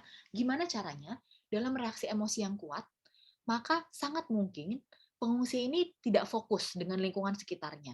Nah, pendamping bisa meminta pengungsi melakukan hal yang tujuannya mengembalikan fokus ke kondisi sekarang. Caranya gimana? Kita bisa minta mereka untuk meletakkan kakinya di lantai, gitu ya, atau duduk yang membuat mereka merasa nyaman, kemudian minta mereka untuk meletakkan tangannya di paha. Coba kamu letakkan tangan kamu di paha, coba dirasakan tekstur dari celana kamu atau rok kamu gitu ya. Kemudian coba kita perhatikan ada berapa lampu di sini, apa yang kamu lihat, suara apa yang kamu dengar gitu. Jadi kita bantu mereka untuk fokus ke kondisi sekarang. Kemudian kita ajak mereka untuk mengatur nafas. Biasanya orang dalam emosi yang kuat tuh nafasnya ngos-ngosan gitu ya. Kadang tarik nafas lewat mulut, keluar lewat mulut gitu. Belum sampai paru-paru udah keluar lagi tuh nafas gitu kan. Jadi kita bisa ajak mereka untuk mengatur nafas. Tapi kita juga perlu melihat situasi. Kalau memang tidak memungkinkan, kita kayak tenang-tenang, coba tarik nafas gitu kan kayaknya nggak tepat gitu ya. Mereka lagi nangis-nangis, kita malahan ayo tarik nafas gitu. Jadi kita bisa mencontohkan nafasnya. Jadi kita atur juga nafas kita. Kalau saya kadang-kadang saya mensuarakan nafas saya, gitu misalnya, gitu. Nah lama-lama mereka akan ngikutin cara kita bernafas, gitu ya. Dan itu akan mendukung mereka untuk lebih tenang. Kemudian, kita juga bisa mendukung mereka mengelola stres dan menumbuhkan harapan, caranya dengan menanyakan, apa sih cara yang bisa mereka lakukan dalam mengatasi situasi sulit dulu-dulunya gitu ya. Dulu kalau mereka mengalami situasi sulit, apa yang bisa dilakukan? Kalau misalnya, nah kalau kita lihat kondisi sekarang, mana yang masih memungkinkan dilakukan? Gitu, itu bisa kita tanyakan. Kemudian tanya apa yang bisa membantu mereka untuk merasa lebih baik. Kalau mereka misalnya ditanya, nih biasanya ditanya, apa yang bisa membuat kamu merasa lebih baik?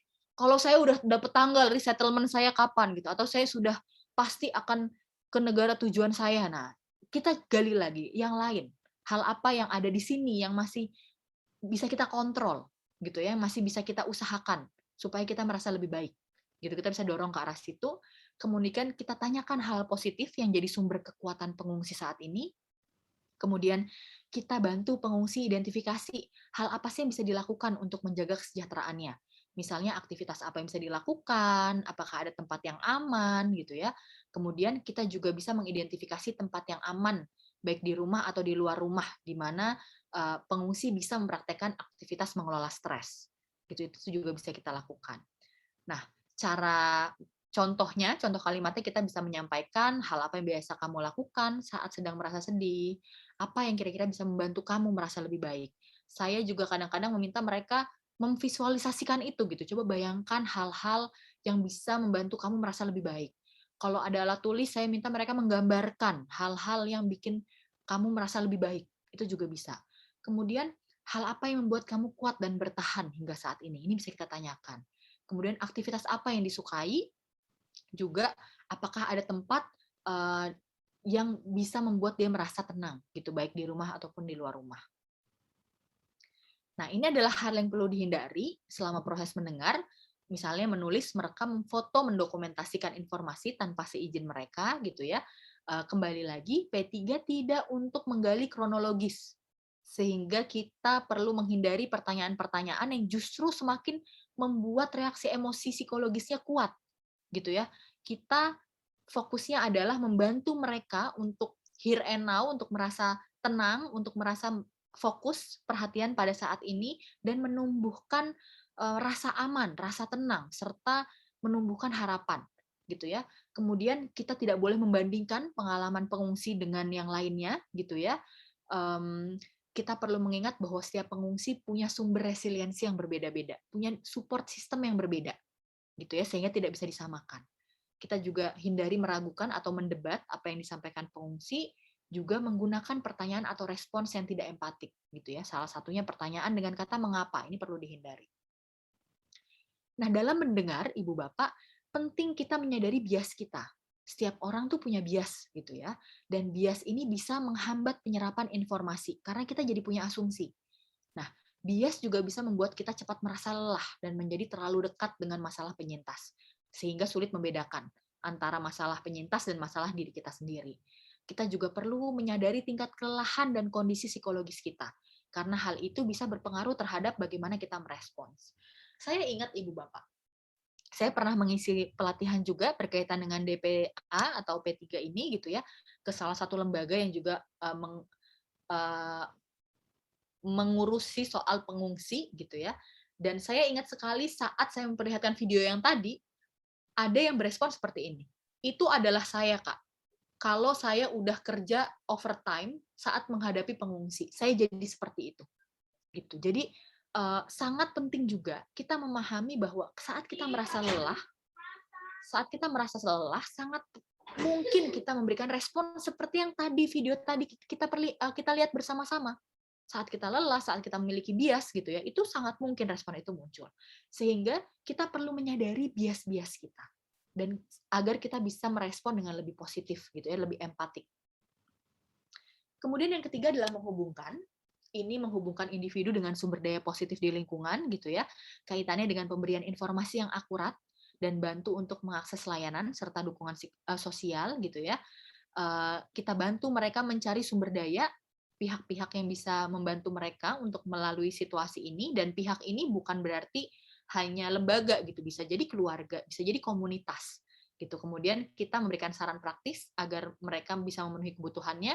Misalnya, saya lihat mungkin kamu perlu mempelajari bahasa Indonesia agar kamu bisa lebih berkomunikasi dengan orang-orang yang ada di sekitar gitu, atau dengan misalnya pendamping gitu ya. Jadi kita bisa ngasih saran praktis yang masih memungkinkan untuk mereka lakukan. Kemudian kita perlu menjelaskan mengenai sumber informasi yang kita peroleh dan seberapa bisa diandalkan informasi tersebut. Ingat, kita hanya menyampaikan apa yang kita ketahui dan tidak membuat informasi atau kita ngasih harapan palsu, itu perlu kita hindari. Kemudian kita perlu menyampaikan pesan dengan sederhana dan akurat, dengan adanya pengulangan, ini penting Ibu Bapak, dan usahakan menyampaikan dalam kelompok. Atau kalau tidak dalam kelompok, memberikan informasi-informasi tertentu pada pengungsi, itu penting ada orang lain. Kenapa? Karena saya bukannya mengajarkan untuk berpikir negatif mengenai pengungsi gitu ya, tapi dengan situasi berat yang mereka alami, sangat mungkin mereka akan menyampaikan informasi yang berbeda. Misalnya, nggak kayak gitu, saya dengar dari pendamping yang ini, katanya saya udah bisa dapat resettlement ya, misalnya. Gitu, dan kita jadi, kok gitu sih, kok pendamping yang itu ngomongnya kayak gitu sih, gitu. Makanya kita perlu dalam penyampaian ada orang-orang lain yang memang memungkinkan untuk berada di P3 yang kita berikan. Kemudian kita juga perlu memperbaharui informasi yang ada, karena balik lagi situasi pengungsi itu situasi yang penuh dengan ketidakpastian juga gitu ya. Sangat mungkin ada perubahan-perubahan informasi dan kita perlu memperbaharui informasi. Gitu. Misalnya juga penting kalau kita sudah tidak mendampingi lagi, maka siapa yang akan mendampingi selanjutnya itu juga perlu diinformasikan. Nah, ini penting kapan kita merujuk ke layanan lain. Yang pertama, kita hanya merujuk ke layanan lain jika pengungsi sudah terinformasi mengenai layanan rujukan dan setuju menerima layanan itu. Ibu Bapak, sekali lagi bahwa merujuk itu sesuatu yang tentunya menghubungkan, ini kan salah satunya adalah merujuk ya ke lembaga yang tepat sesuai dengan kebutuhan. Biarpun kita bisa menganalisis apa sih yang kira-kira jadi kebutuhan mereka, namun kita juga perlu memahami gitu ya bahwa mereka adalah individu yang juga perlu dihargai pendapatnya. Sehingga saat ingin merujuk kita harus menginformasikan dan mereka juga setuju. Kemudian kita perlu memprioritaskan kebutuhan medis, kemudian pertimbangkan rujukan sesuai dengan kebutuhan dan ketersediaan layanan. Kita juga bisa menawarkan untuk menghubungkan pengungsi dengan komunitas atau teman yang bisa dipercaya, kemudian memberikan rincian kontak yang bisa membantu. Sekali lagi, memang kontak yang bisa membantu ya Ibu Bapak, yang memang belum jelas, tidak bisa membantu, ya jangan diberikan atau jangan diinformasikan. Kemudian kita juga perlu menyampaikan batasan-batasan dalam mengakses bantuan. Misalnya waktunya, ketersediaan sumber daya, dan lain sebagainya. Ini juga penting, agar mereka tidak punya ekspektasi yang tinggi. Secara umum P3 itu tahapnya ini, Ibu Bapak, jadi memenuhi kebutuhan dasar dan mendesak, membangun rapot, gitu ya, memberikan kenyamanan, ketenangan, mengidentifikasi masalah dan dampak psikososial, gitu ya, itu dengan cara mendengar. Jadi bukan berarti proses identifikasi kita itu kita sampaikan kepada mereka. Proses identifikasi ini kita bisa tuangkan dalam bentuk laporan untuk kemudian kita advokasikan misalnya, namun tidak untuk kemudian disampaikan hasilnya kepada pengungsi gitu ya. Kemudian kita bantu mereka mengidentifikasi strategi menghadapi masalah dan kebutuhannya, kemudian eksplorasi alternatif-alternatif yang mereka punya, kemudian memfasilitasi kebutuhan dasar, informasi dan dukungan serta tindak lanjut.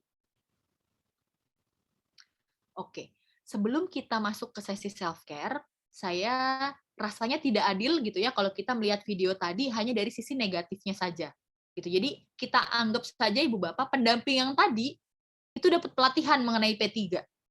Gitu ya, jadi dia udah dapat pelatihan, udah disupervisi nih P3-nya, sehingga dia melakukan pendampingannya itu sudah berbeda Ibu Bapak. Nah, kita lihat perbedaannya Ibu Bapak. Silahkan Ibu Bapak mengamati hal-hal positif yang dilakukan oleh si pendamping.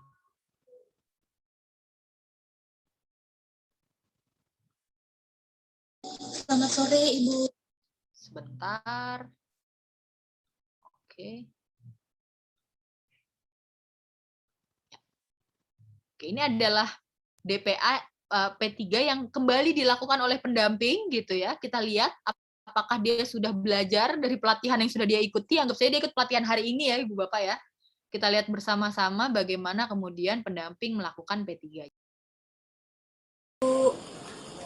Sore. Ibu Suryani? Iya. Siapa ya? Saya Mutia, Bu, dari Lembaga Pendamping Perempuan. Pendamping perempuan? Ya, Ada perlu apa ya? boleh saya duduk di sini ya, Bu?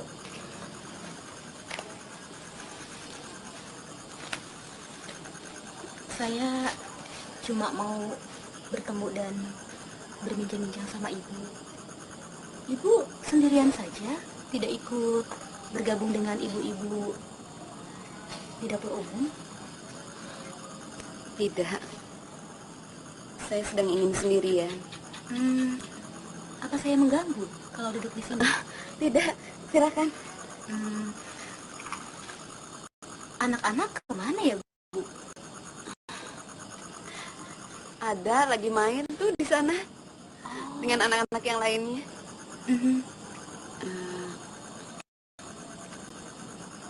Tadi kakak bilang kakak dari lembaga apa? Pendamping perempuan. Pendamping perempuan. Maksudnya? Maksudnya lembaga kami memberikan pendampingan dan bantuan bagi perempuan-perempuan yang mengalami kesulitan, khususnya dalam situasi konflik yang sulit seperti ini.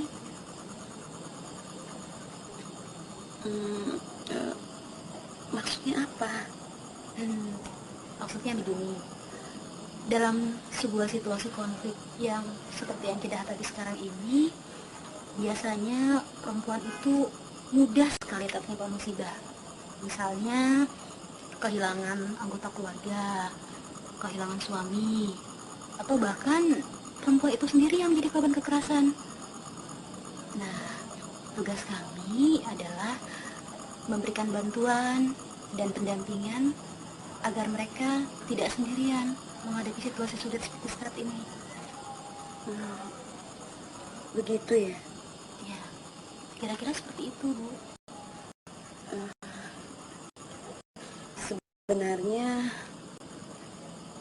Sebenarnya saya ingin sendirian. Tapi setelah mendengar penjelasan kakak tadi, saya ingin cerita sesuatu sama kakak. Bu, tapi kakak jangan cerita ke siapa-siapa. Tentu saja. Ada yang bisa saya bantu? Tidak tahu. Saya bingung. Saya malu.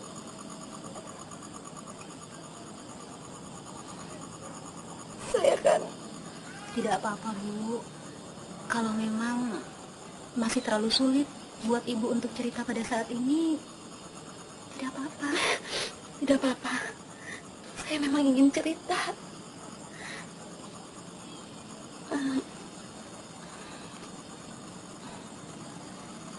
Kenapa saya? Apa salah saya?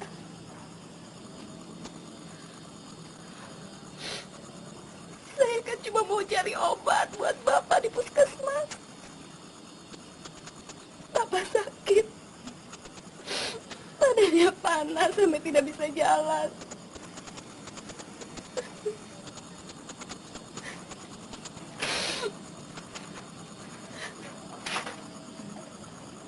Waktu saya lewati pos jaga itu,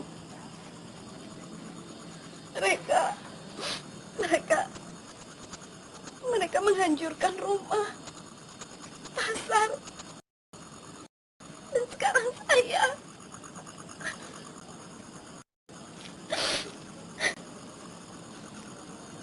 Saya mengerti, Bu.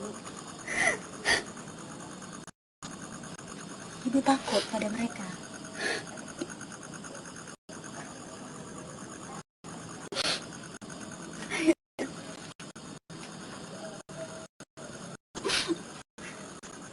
Saya takut. Tapi semua ini salah saya. Seharusnya saya tidak pergi sendirian. Seandainya saja saya mengajak orang lain, mungkin tidak tahulah apa salah saya. Ibu, tidak ada seorang pun yang mau tertimpa musibah. Saya percaya niat Ibu baik. Apa yang terjadi itu semua di luar dugaan Ibu. Sekarang, bagaimana perasaan Ibu? Apa yang Ibu rasakan?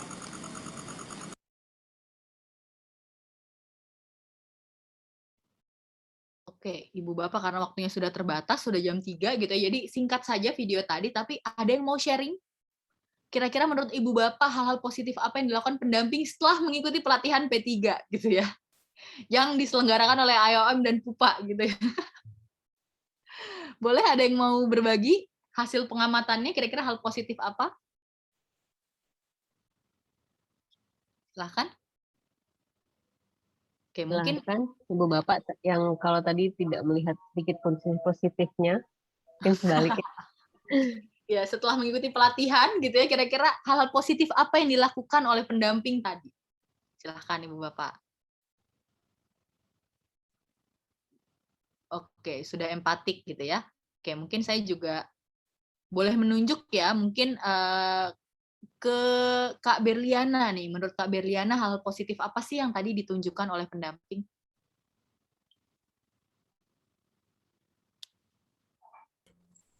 Oke. Mungkin tadi pendamping sudah mulai bisa empati ya, dalam artian sudah bisa tahu kondisi korban tersebut. Jadi dia tidak langsung menjudgment korban tersebut. Akhirnya korban dengan sendirinya bercerita tanpa harus memaksa si korban tersebut.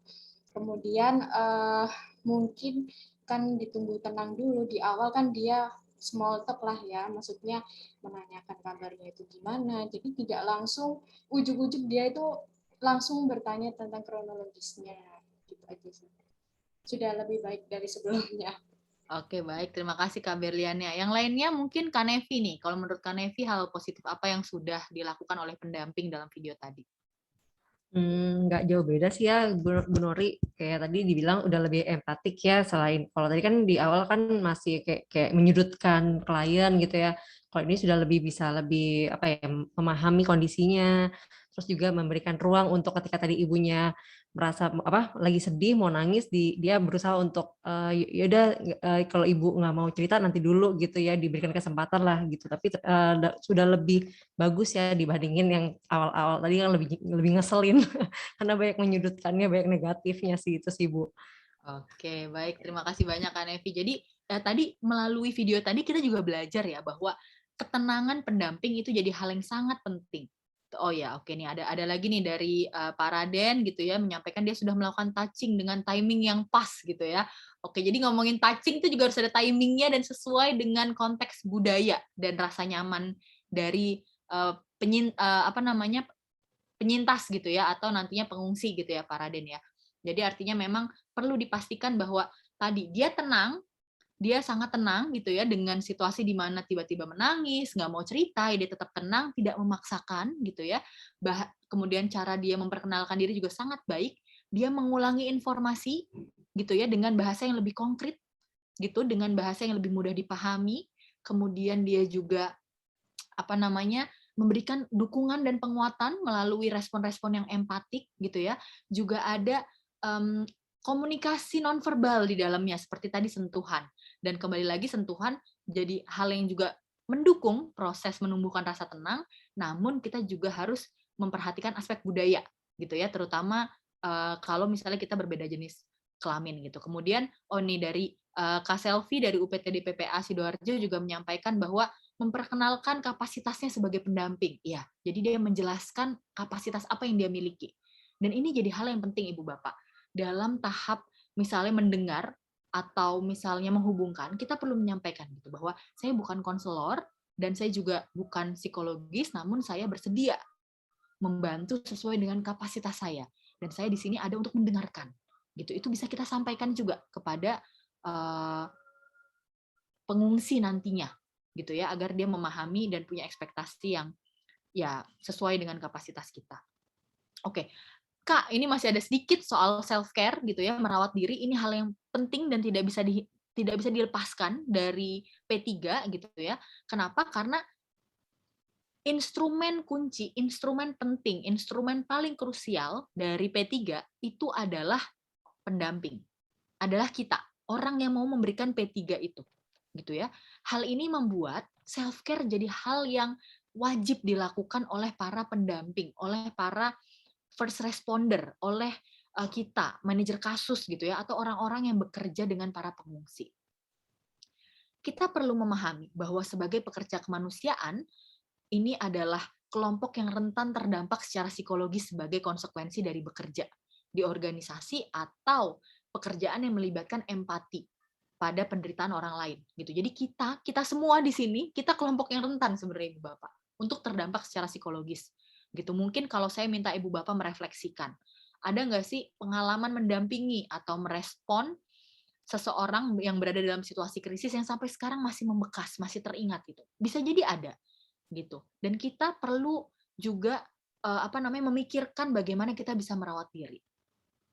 Sebagai pekerja kemanusiaan, kita dihadapkan pada resiko-resiko di mana kita menghayati berbagai perasaan negatif, kita terus-menerus berhadapan dengan situasi yang kurang menyenangkan, kita menghadapi peristiwa yang rumit dan sulit diselesaikan, ada rasa marah dan tidak berdaya terhadap situasi, nggak ada waktu dan kesempatan untuk mengambil jarak gitu ya. Bisa jadi situasi kerja kita tanpa penghargaan yang memadai, dan kita juga dituntut untuk terus positif, sehingga itu menimbulkan stres. Nah, hal-hal ini menimbulkan resiko pada kita sebagai pekerja kemanusiaan. Resikonya apa saja? Yang pertama, burnout. Ini situasi atau kondisi di mana emosi, mental, dan fisik kita itu mengalami kelelahan yang amat sangat, karena kita stres akibat kerja secara berlebihan dan terus-menerus tanpa adanya dukungan yang cukup, tanpa ada istirahat yang cukup. Gitu. Ini membuat kita burnout. Burnout itu saya ibaratkan kalau Ibu Bapak bayangin korek yang masih lama itu Bapak Ibu yang digesekkan gitu ya. Burnout itu seperti korek yang sudah terbakar gitu. Jadi energinya habis gitu ya. Secara emosi dan mental juga dia merasa sangat lelah gitu.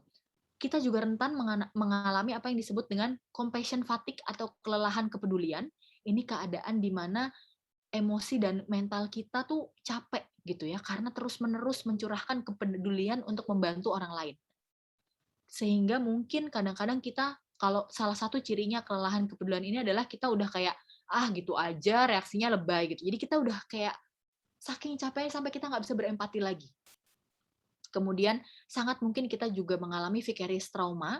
Ini adalah vicarious trauma ini istilah lainnya secondary trauma, gitu ya, dimana kita karena kita terus berempati kepada orang yang menderita, gitu ya, kita merasa bertanggung jawab untuk membantu mereka, kemudian ini terakumulasi, kita juga terpapar dengan traumanya pengungsi, gitu ya, ini bisa membuat kita juga merasakan terbebani, kewalahan, merasa tidak berdaya, dan bahkan kita juga bisa jadi mengalami trauma, gitu ya. Ini juga resiko kita sebagai pekerja kemanusiaan. Jadi menjaga diri sendiri ini adalah hal yang sangat penting, ini wajib hukumnya, ini bentuk tanggung jawab kita, gitu ya, menjaga diri sendiri dan anggota tim saat bekerja dalam respon krisis, bukan kemewahan, gitu ya, ini harus kita prioritaskan, dan ini adalah bentuk tanggung jawab. Merawat diri ini hal yang penting untuk kesejahteraan kita sendiri, sehingga kita bisa membantu orang lain dengan sebaik-baiknya. Balik lagi, instrumen penting, terpenting, paling utama dari pemberian P3 adalah kita sebagai pendamping. Dan merawat diri adalah bagian dari bagaimana kita juga memastikan kebutuhan kita terpenuhi, juga membantu orang lain. Self-care tujuannya meningkatkan kesejahteraan mental, emosi, fisik, dan spiritual, gitu ya. Kemudian mengisi kembali energi diri dengan cara yang sehat, juga menumbuhkan resiliensi kita sebagai pendamping. Bentuknya ada macam-macam, ada yang fisik, ada yang psikologis, ada yang emosi, juga ada yang spiritual. Gitu ya, setiap orang punya cara yang berbeda-beda. Ada beberapa teknik relaksasi yang bisa kita lakukan sebagai bagian dari ini, gitu ya. Jadi kalau self-care ini ada yang sifatnya emosi, gitu, ada yang sifatnya spiritual. Kalau spiritual, ibadah, tentu kita punya caranya masing-masing, gitu ya, sesuai dengan agamanya. Kemudian secara psikologis juga kita bisa melakukan refleksi, memahami diri. Kalau secara fisik tentu ini yang kaitannya dengan pemenuhan aspek biologis kita. Namun kalau kita berbicara soal psikologis, gitu ya, ada, dan emosi, ada hal yang bisa kita lakukan. Salah satunya adalah relaksasi.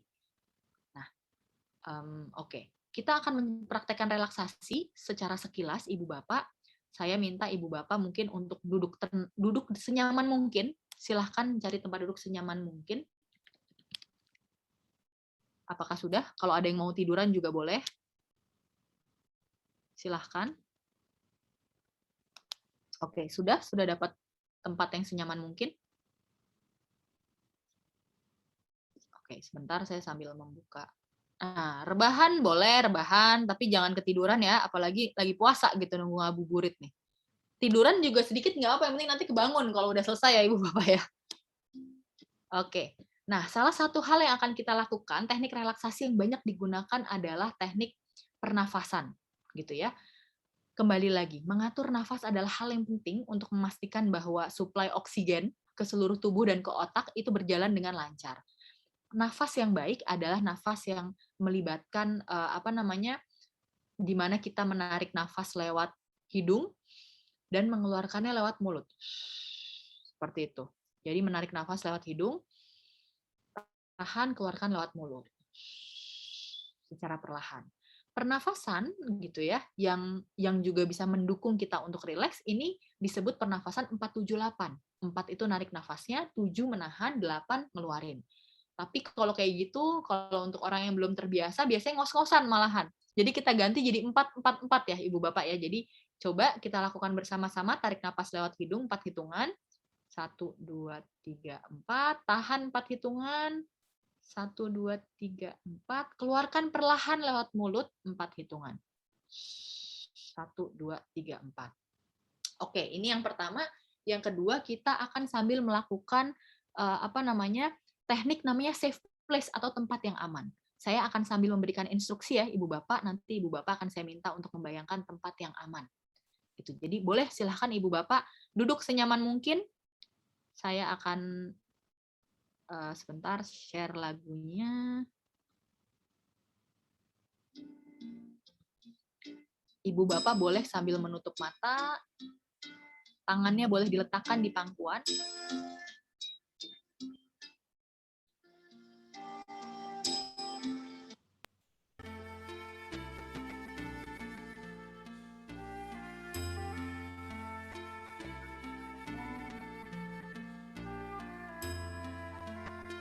hidung,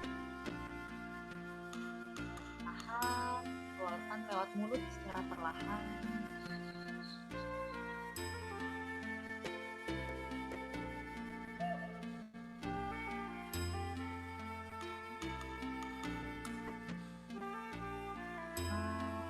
Keluarkan lewat mulut secara perlahan. Cobalah untuk serileks mungkin.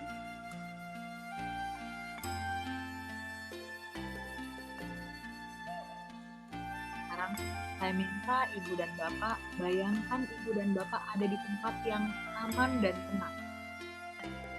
Itu bisa dimanapun, bisa di gunung, bisa di pantai, bisa juga di dalam kamar, atau mungkin di kebun. Bayangkan Ibu Bapak ada di tempat tersebut.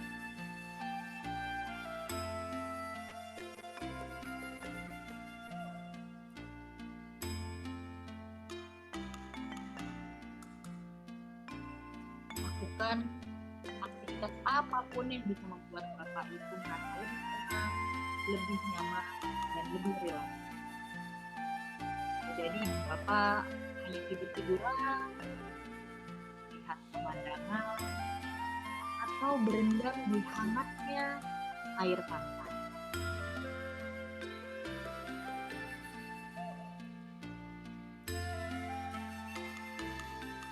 Rasakan sensasi tubuh yang nyaman, terjadi kehangatan atau sedikit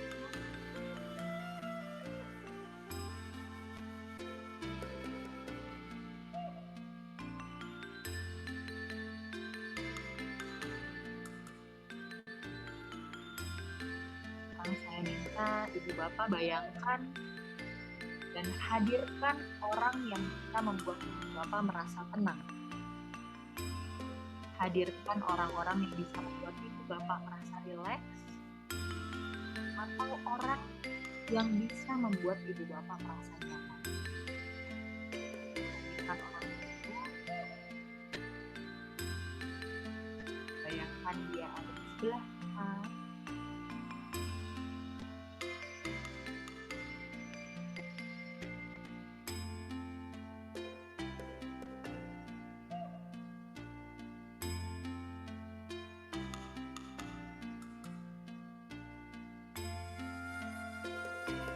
Orang tersebut mengatakan hal yang ingin Ibu Bapak dengar. Jadi dia berkata, kamu sudah melakukan yang terbaik. Kamu sudah melakukan hal yang positif. Ada hal-hal yang tidak bisa kamu kontrol dan itu bukan salah kamu.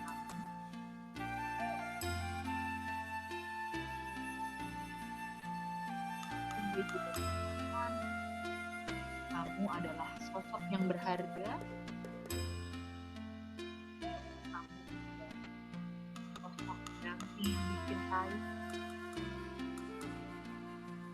Dan kamu sudah melakukan yang terbaik bagi orang lain.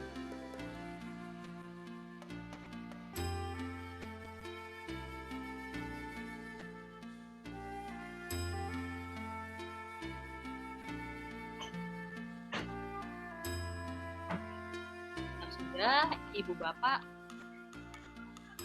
boleh perlahan-lahan membuka mata. Perlahan-lahan Ibu Bapak bisa membuka mata kapanpun Ibu Bapak siap. Dan Ibu Bapak bisa menghadirkan tempat yang aman itu lagi dan orang-orang itu lagi kapanpun Bapak Ibu mau. Oke.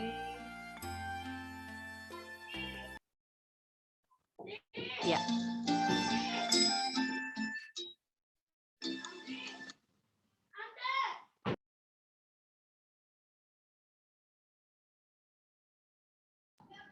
Oke, Ibu Bapak, apakah sudah membuka mata? Oke. Ya. Biasanya saya melakukan itu dipadukan dengan teknik lain, misalnya butterfly hug atau tepukan kupu-kupu seperti ini, gitu ya.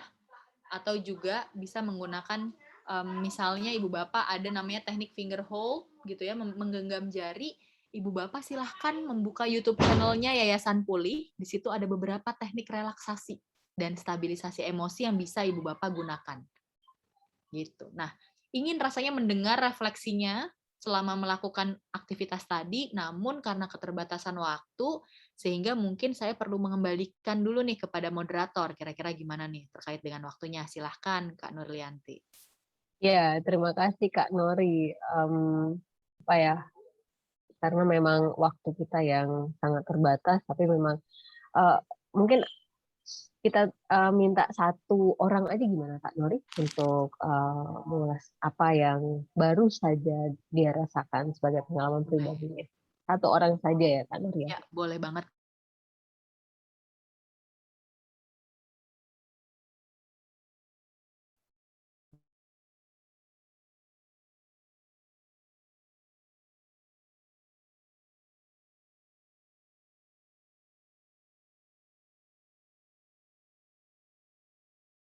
Di dalam pengalaman atau atau di lapangan gitu ya, apakah akan memang fokus di pengungsi saja atau juga perlu menyediakan layanan PFA juga untuk masyarakat sekitar? Karena kalau aku melihat dua-duanya sama-sama memerlukan waktu untuk beradaptasi ya, antara yang pendatang dan yang didatangin gitu.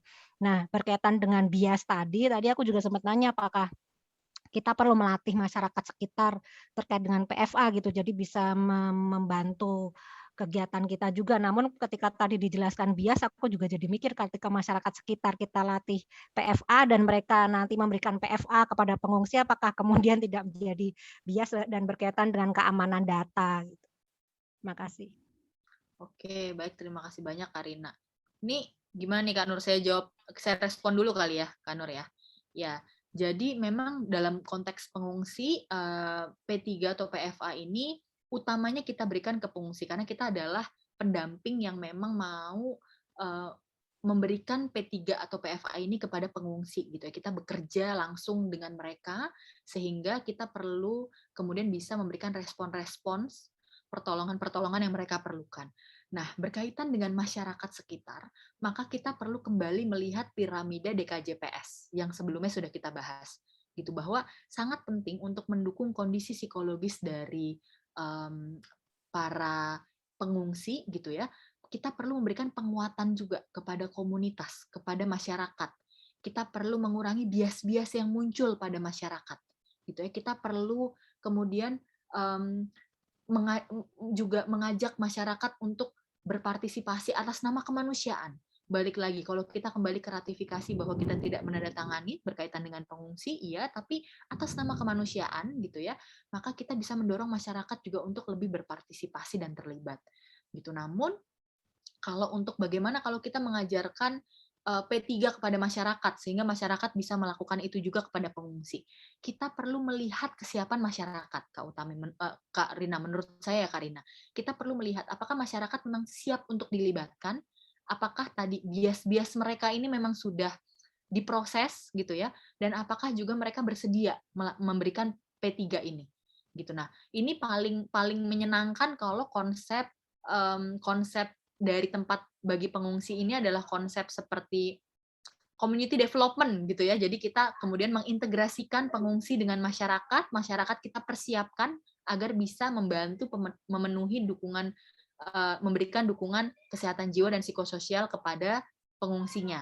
Namun kembali lagi kita juga harus melihat kesiapan masyarakatnya sih, Karina, gitu, karena kalau masyarakat belum siap, masih punya bias, justru akan makin resisten gitu, dan mereka akan bertanya-tanya juga, lah apa manfaatnya buat saya gitu ya, ini saya dirugikan nih secara, karena ada dampak sosial juga ya ketika pengungsi itu mereka ada di satu wilayah tertentu gitu ya, dan saat mereka masih belum bisa menerima itu, maka ini justru akan semakin memperkeruh relasi antara masyarakat dengan juga pengungsi. Nah, ini perlu dipertimbangkan, Kak Rina gitu. Tapi kalau kita berangkat lagi dari piramida DKJPS, maka kita juga bisa melihat bahwa penguatan kepada masyarakat penting, memberikan edukasi ke masyarakat di mana si pengungsi tinggal itu juga jadi hal yang penting dilakukan.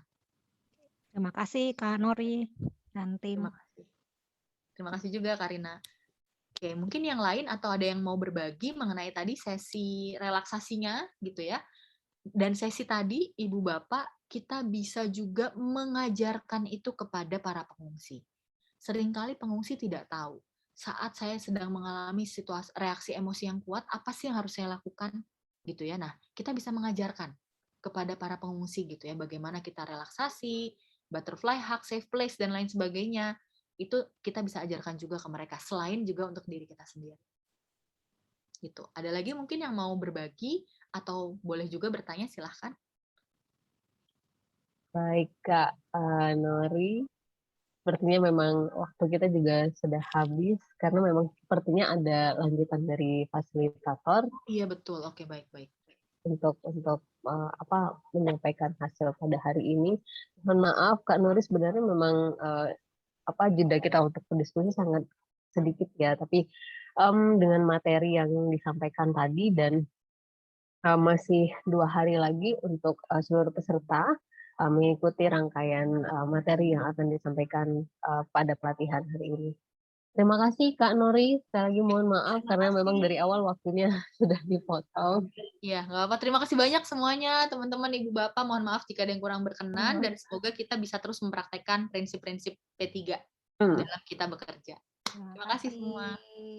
Terima kasih Kak Norida yang sudah menyampaikan materinya, 2 materi yang sudah disampaikan oleh Kak Norida hari ini, dan Ibu Bapak sudah dibagikan ya materinya untuk bisa dibaca, dan kita masih ada 2 hari lagi dan rangkaian materi yang akan Ibu Bapak terima untuk 2 hari ke depannya, dan besok akan dilanjutkan pukul 8 bisa langsung standby Ibu Bapak ya untuk persiapan materi dan lain sebagainya.